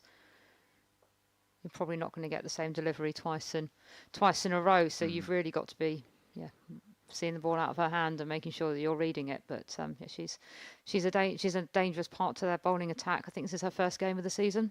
Missed the first couple with an injury, which they'll be pleased to have her back, especially given that they've got a few players away and out injured as well. So it's the girls will definitely be very aware of what Lucy Heyhoe can bring to the team. It's not just Sarah Glenn, this bowling attack. It's far more rounded. So it's almost a perfect balance. So some people say you need 5 different types of bowling in your team, and they've nailed that. Yeah, they're well set up for it, aren't they? Sarah Glenn to continue from the Sir Alistair Cook end. Grace Scrivens just plays that back to the bowler. I suspect Kirsty Gordon will be pretty happy to have Sarah Glenn operate for as long as possible from this end. I don't necessarily see the pack being shuffled in replacement of Sarah Glenn, but you never know. Certainly with the movement that the seam has got down the ground this time from Scrivens, it's gone up. There's a fielder underneath it. Oh, and can't quite get there. Just never really made the ground. Stuck a mitt out at the end. It was a good effort by Daisy Mullen. Scrivens didn't quite get all of it and spent a long time up in the air, didn't it? It did. It was one of those. I wasn't quite sure how much it did have on it. It was coming straight at us for a second there, but she just got enough. And back in the crease in response and cuts it away off the back foot down to the fielder on the cover boundary, which feels like a much safer shot, doesn't it, at the moment with that gap on the offside? Yeah, but you can see what she's trying to do there. She wants to obviously use her feet to try and get the ball, I guess, bowled a little bit shorter to allow her to rock back, and yeah, she managed to execute that. Would it be fair to say Grace Scrivens would be a batter that would like to dominate whatever bowler that she's facing? Get in the bowler's space a little bit? I think she's a batter that likes scoring runs, so you're always going to want to be on top of that. Look, she's got a lot of patience as well. We've seen in the past she's built innings, not necessarily being the quickest starter in the country, but she's very capable of building innings. I suppose the game over in Cardiff a week ago would be a good example of that. She bedded in. She was having to face Amanda Jade Wellington out there, which is a very similar to the situation here. You know, there's a couple of bowlers there that you need to be really wary of, and she finishes off with 50 odd not out to see the team home in a run chase. So look, she's patient, but she'll also want to counter attack where she can. Yeah, very experienced cricketer as well for somebody so young. Played a lot of cricket. 48 for 2 then after 15 overs. Grace Scrivens the captain on 18 and Jodie Grucock on 7. 40 are required from 27 overs, and it will be Lucy Hyam to continue from the Graham Gooch end. It's thrown me completely, these two new ends. This was an over the winter change, wasn't it? We used to have the Riverside and the Haynes close end, I think it was. So. It could well have been. I had to ask the question this morning as to which way around they were. So I've learnt something new. I've not changed anything, which has been nice. Solid in defence by Scrivens, back to the bowler. I shouldn't have said that then, because that's now going to be playing with your head. But I'm pretty sure in old money, Lucy Hyman's bowling from the Haynes close end down there. That's defended into the offside. You get told off for all things whilst you're commentating on a live stream. I'm used to it by now. There's a West Stand at Northampton that looks like a football stand, and it's not called the football stand, Dan. Doesn't matter how many times, it still looks like a football stand. Anyway, Hyam to continue. Down the ground, Scrivens, who gets enough of that one over mid-off and does get the boundary this time that she's been looking for. Puts the pressure back on Hyam and chalks off another chunk out of this run chase, down to 36 now required. Yeah, and that shot, you could see she just got to the pitch of the ball a little bit easier, didn't she? There was a bit more pace on it than when she tried to take Sarah Glenn on at this end, which it was never really in doubt. There was no chance of that. Troubling mid-off, and just a really positive shot for her. And that's cut away off the back foot, out to the sweeper on the cover boundary, powerfully struck across the square. And it's just going to be one added to the score. Gets the boundary, gets the single, get off strike. And similar plan again. Use your feet, hit it down the ground, get them to bowl it a little bit shorter to you and rock back and play it out there. Width on offer. Jodie Grucock plays that one through the covers back to that sweeper. So Scrivens will face up the last ball of the 16th over. 6 runs off it so far. Still the first slip in place for the Blaze. And Scrivens happy to defend that one back to the bowler. So 6 runs off the over. 16 have been bowled now. The score's 54 for 2. And the Sunrisers require just 35 to win. This game kind of reflects the weather forecast today, doesn't it? In that the other 3 games being played didn't suffer from the rain that came in overnight. Certainly Manchester and Southampton didn't. There was a little bit, I think, at Beckenham before that. They all had 250 plus scores put on in the first innings in comparison to the 87 scored here. But an example of the rain band was very much below the Midlands and above London, which is pretty much bang on where Chelmsford was. But look, at the moment it's dry. It's looking a little gloomier, but it's dry. Yeah, it's looked threatening pretty much all day, hasn't it? Unfortunately, as yet, stayed away. I haven't been able to work out which way these clouds are actually moving, so I don't really think I can provide much value on that. No, but there's a couple of seagulls over there, which is slightly concerning, but there is a river behind us. I was going to say, we're a few miles from the sea here at Chelmsford, aren't we? Yeah, I think technically they're just gulls. Are they? Yeah, because they are around here quite a lot, and we've made the statement before that we're not exactly, it's not quite Southend here, is it?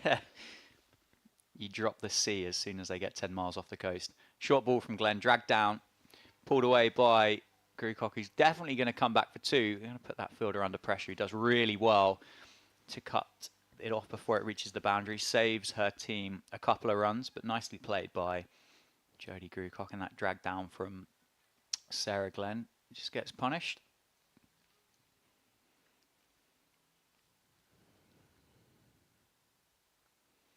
Change of field as well. First slip goes out. Fielder goes in at 45. It's difficult, isn't it, here for a captain? And I mean, she's got cricketers out there with a lot of experience. As you said, Lucy Hyams played for a long time. Sarah Glenn has played a lot of cricket. Marie Kelly's played a lot of cricket, including in the CPL as well. But when you've only got 87 runs to play with, it's hard really to set a plan to it. And I think we're just seeing this now. Marie Kelly's gone from first slip to 45 to a catching cover just off the cut strip there. And I still don't think the Blaze are particularly set on their field placement just yet. They are, as Glenn gets to the end of her mark.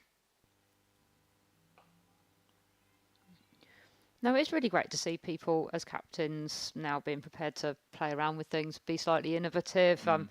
Switch your cover and your extra cover over, let your bowlers attack. It's an element that's come into the women's game recently as Jodie Grucock rocks back and plays that through the offside nicely. I can't see whether it's gone to the boundary or not, so we'll just have to wait and see. Came back for two, I think. Yeah, no, it wasn't. It was really well timed, but Blaze fielders worked well together there just to hold that one back in before it got to the boundary. You can just about see it round the corner there, but yeah, I might need a booster seat, I'm afraid, from point. my angle. Fair point.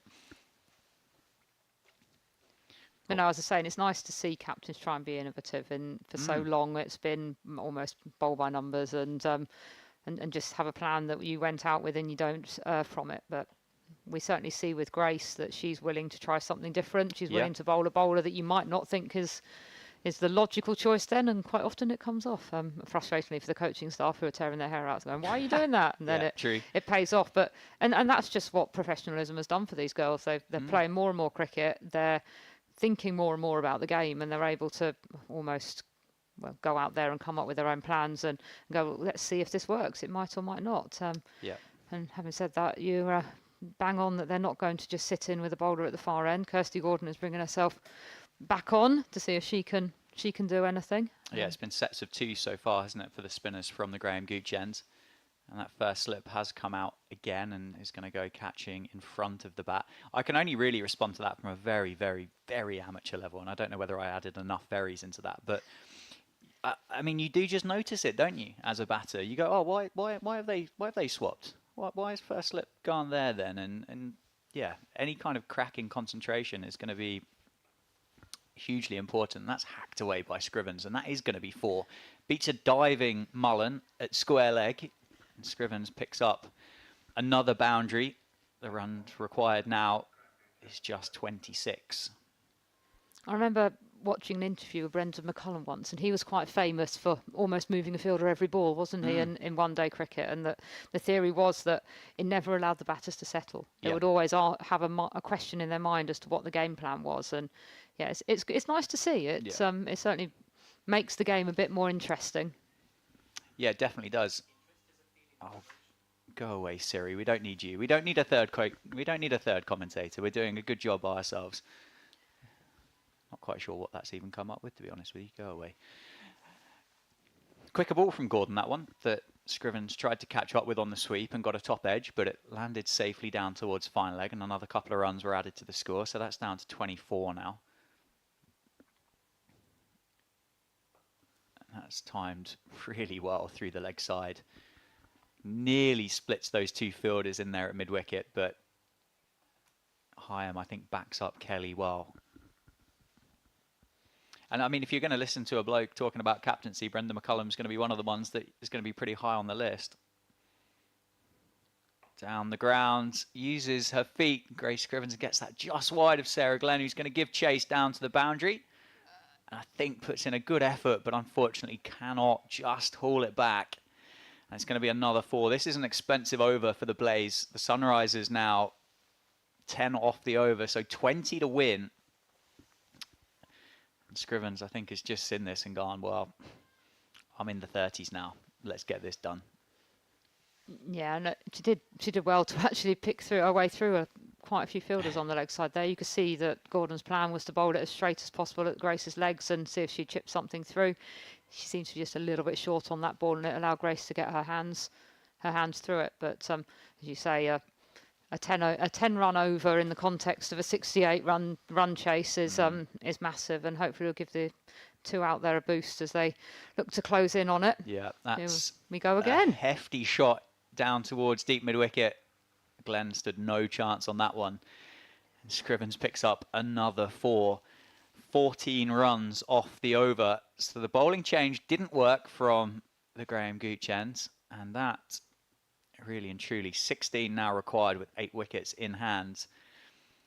Has certainly broken that run chase. And I mean, Grace has got that benefit now. She's got Jodie at the other end. She's playing really nicely, timing the ball well. She's got Maddie Villiers, Amara Carr, Flo Miller, Joe Gardner all padded up. We know Nick Hancock can hit a good ball as well. Got the benefit of wickets in the hutch, and yeah, Grace Scrivens has seen enough. Yeah, and as you say, we were talking about how patient she can be. She will build her innings. She'll take her time, and I know it can sometimes frustrate her because you want to be going, but as long as you're out there to make up for it later on, then you certainly get yourself back up towards the run rate and the strike rate that you want to be having as a top order batter. And Sunrisers, we're incredibly lucky. We bat a long way down, and you stopped at Nick Hancock, but Esme McGregor is no mug with the bat, and Kate Kopak has put quite a few innings together with number 11 over the years, and keeps asking why we don't let her go up the order. But there seems to be a noticeable change of approach here. The last over has really given them the impetus to see this home. Hopefully they weren't listening, and hopefully they haven't taken offence to my omission from the batting lineup.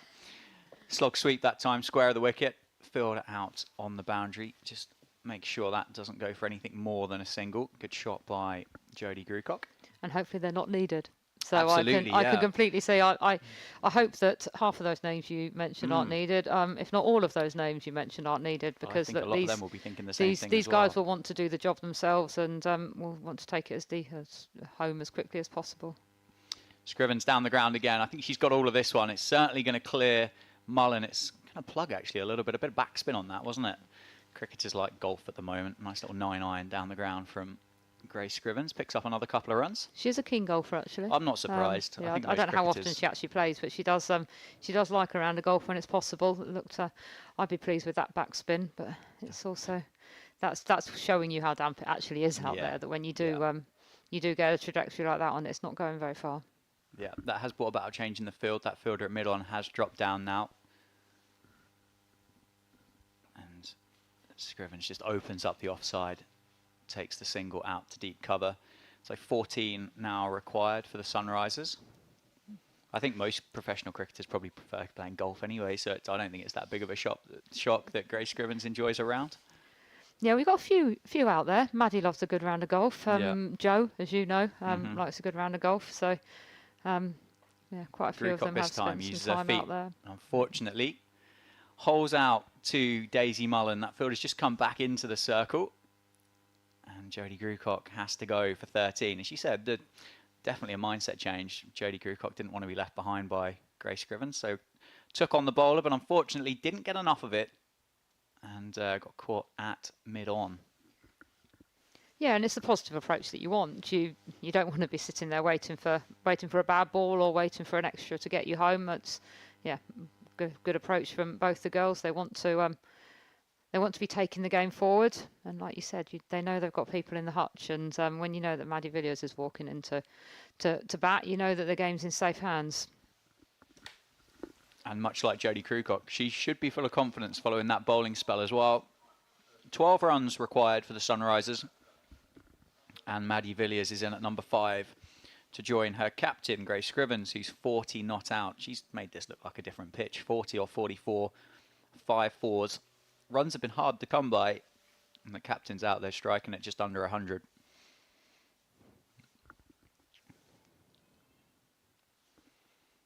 Long conversation here between Heyhoe and Gordon as Maddie Villiers just settles herself at the crease. Going to be a change of angle for the finger spinner.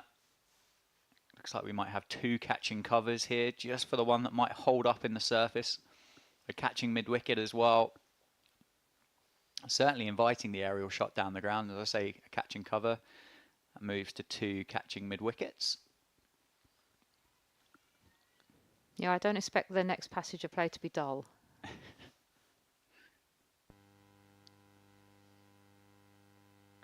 Defended into the leg side, and one of those catching mid-wickets tidies up. Dot ball then to finish, so a wicket in the over. The Sunrisers are 76 for 3 after 19. So just 12 required for the Sunrisers, and I think we might end up having another bowling change here. It's that Ballinger going to have a bowl from the Graham Gooch end, so she's had a change of ends here with time running out for the Blaze.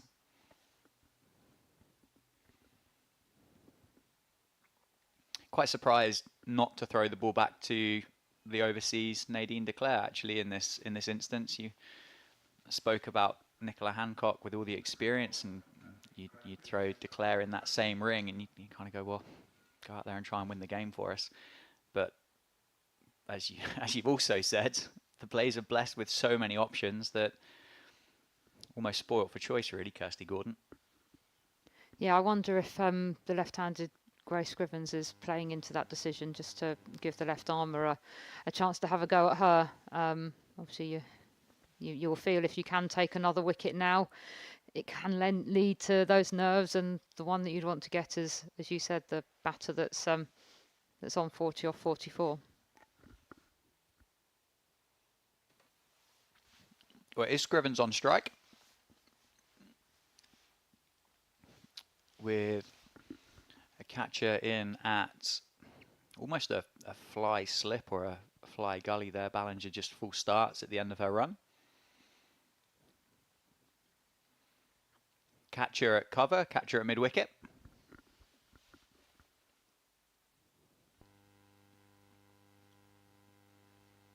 And Ballinger over pitches that one, and Scrivens drives it down the ground through mid-on. That's going to be another 4. That's going to get the run chase down into single figures, and it's going to be 8 required.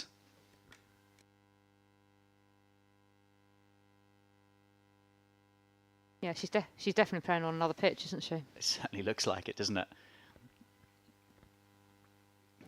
She's made this look remarkably easy on a pitch where everybody else has struggled to get the timing here at Chelmsford today. Slightly over pitch from Ballinger, but Scrivens just up to it straight away, wasn't she? And just drove it down through mid-on beautifully. Across an outfield that's been slow. And yeah, 8 now required for the Sunrisers. And another change in the field as that fly gully's now gone down to mid-off. It's drifting down the leg side, and that's going to be a wide signalled by the umpire. So now 7 required for the Sunrisers. Well, those that have made their way down into the ground today, they've been treated to, well, an all-action game of cricket, I think would be fair to say. You've not really been able to take your eye off it without something happening. Those that have tuned in on the live stream as well, hopefully those of you that have enjoyed the coverage and the game so far. Scrivens eyeing a 50 here, do you think? Is she a I have milestone? no doubt. Is she a bit of a stats? Oh, well, great Yorker from Ballinger. I think that one was, again, just sliding down. Scrivens might have got a little bit of bat on that, actually, looking at the conversation between the two. But a really good Yorker by Ballinger. Yeah, I think Scrivens about winning the game. Okay. If she's on 49, she won't mind if she's won the game. At the end of the day, she's a competitor. She doesn't want to be on the wrong end of it. So I think however you get it over the line, that'll be her job.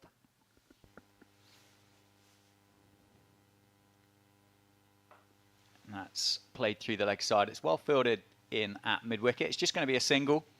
So 6 now required. Lucy Heyhoe just on the edge of the square there does the fielding. So Maddie Villiers just faced one ball actually since she's been out to the middle, yet to get off the mark. Face up against the Blaze opening bowler. And again, a fairly healthy conversation going on between captain, bowler and mid-on.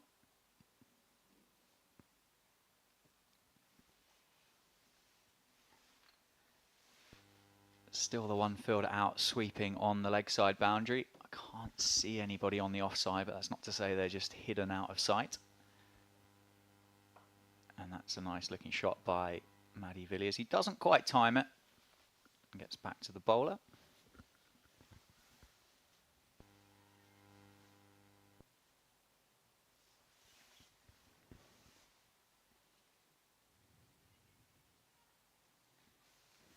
And what's next for the Sunrisers, Danny? We're off to Kidderminster. Oh, lovely. Yeah, we face some Central Sparks there on Wednesday. Driven by Villiers. He can't get it past Heyhoe in the covers. And then once we've finished that, we're going to the Midlands end of our own patch to play South East Stars at Northants next Saturday. And then the final game in the 50 over block before we go into T20, we've got Vipers at Radlett Cricket Club. Oh, fantastic! So, yeah, we're quite looking forward to. We've got 3 home games in the next next 4, including this one, which after 2 on the road at the start of the season, we're quite looking forward to. Yeah, absolutely. Down the ground by Maddie Villiers, and that's a lovely shot. 2 now required. People diving for cover there. Ballinger stuck a hand out just in case. The umpire got out the way sharpish, and the 2 Blaze fielders just couldn't quite get across to cut that one off. End of the over as well. 4 runs off the last ball. As I say, just 2 required now for the Sunrisers. She's been winding up for this one, hasn't she? She's hit a couple really nicely, just found the fielders, and that one was there for her to have a go at. Yeah, slightly overpitched by Ballinger, but I think if you're going to miss on a day that's done plenty, I think you'd rather have your seamer miss full. Giving it an opportunity to swing, giving it an opportunity to move off the surface. And Cassidy McCarthy has the honour of coming on for her first bowl of the day when 2 runs were needed to win. Thanks, Skip. Not sure what she's done to upset Kirsty Gordon, but it's a good one to win. She'll be saying to her new bowler, be a hero. Take one with us. All those cricket cliches that we hear all around the world on various stump mics and village greens and TV sets. Cassidy McCarthy then. Scrivens on strike. Short ball down the leg side. There's an appeal from Kirsty Gordon. Well, I assume that's a wide, is it not, umpire? Maybe it brushed the arm on the way past, which caused the appeal from Gordon. Anyway, still 2 required. I think it was a polite inquiry from Scrivens there. The calling of wides is so much harder with the new wide ball rule and the movement of batters. Short ball again, and that's gone down the leg side. Not far away from leg stump, to be fair.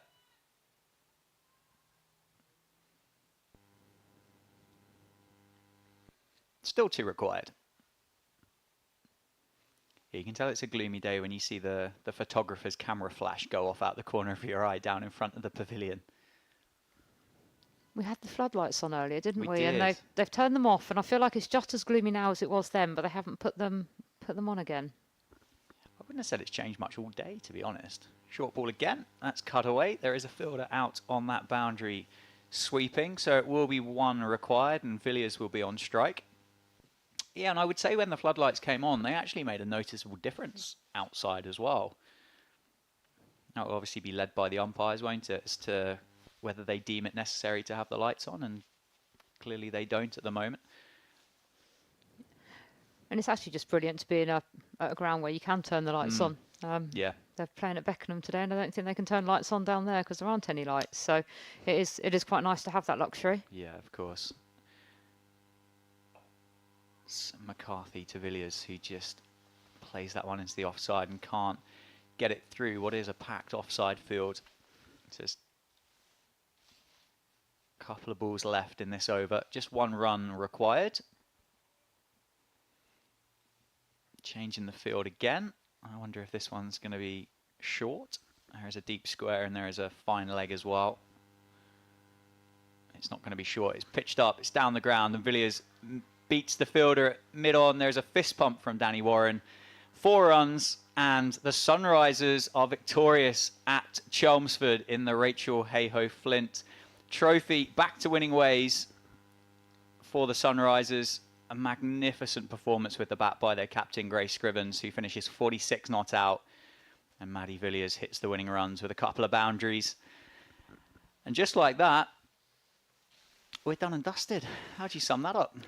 Well, I'm looking at the clouds around us. I think it might have been a race against time to have done it. But no, the girls did the job brilliantly. They were thoroughly professional in the chase. The bowlers set that one up, as you said a few times, and they were very determined to get back onto winning ways after Wednesday. Really disappointed with the way that we performed in Manchester. So to be able to come out here and do what they did there, really good all-round performance. And yeah, nice to have it done by 4 o'clock in the afternoon. Half day, really, isn't it? Thank you so much to everybody who's joined us on the live stream today. As I say, the Sunrisers have won by 7 wickets here at Chelmsford. Scrivens, the captain, finishes 46 not out with an opening partnership of 29 with Ariana Dowse, which really set the tone for that run chase. Jodie Grucock looked good for 13. Maddie Villiers 8 not out at the end. The couple of wickets to fall with the run out, 1 for Grace Ballinger, 1 for Lucy Hyam, and then the pick of the bowlers for the Sunrisers. Well, it's hard to pick one, but Maddie Villiers, 9 overs, 2 maidens, 3 for 18. Jodie Grucock, 8 overs, 3 maidens, 1 for 7. And the 2 openers, Nicola Hancock, 6.5 overs, no maidens, 3 for 20. Kate Kopak, 8 overs, 2 for 33. As I say, thank you so much for joining us during the course of the day. And I will be back next week, next Saturday, in fact, at Northampton. Have a good week and enjoy the rest of your weekends.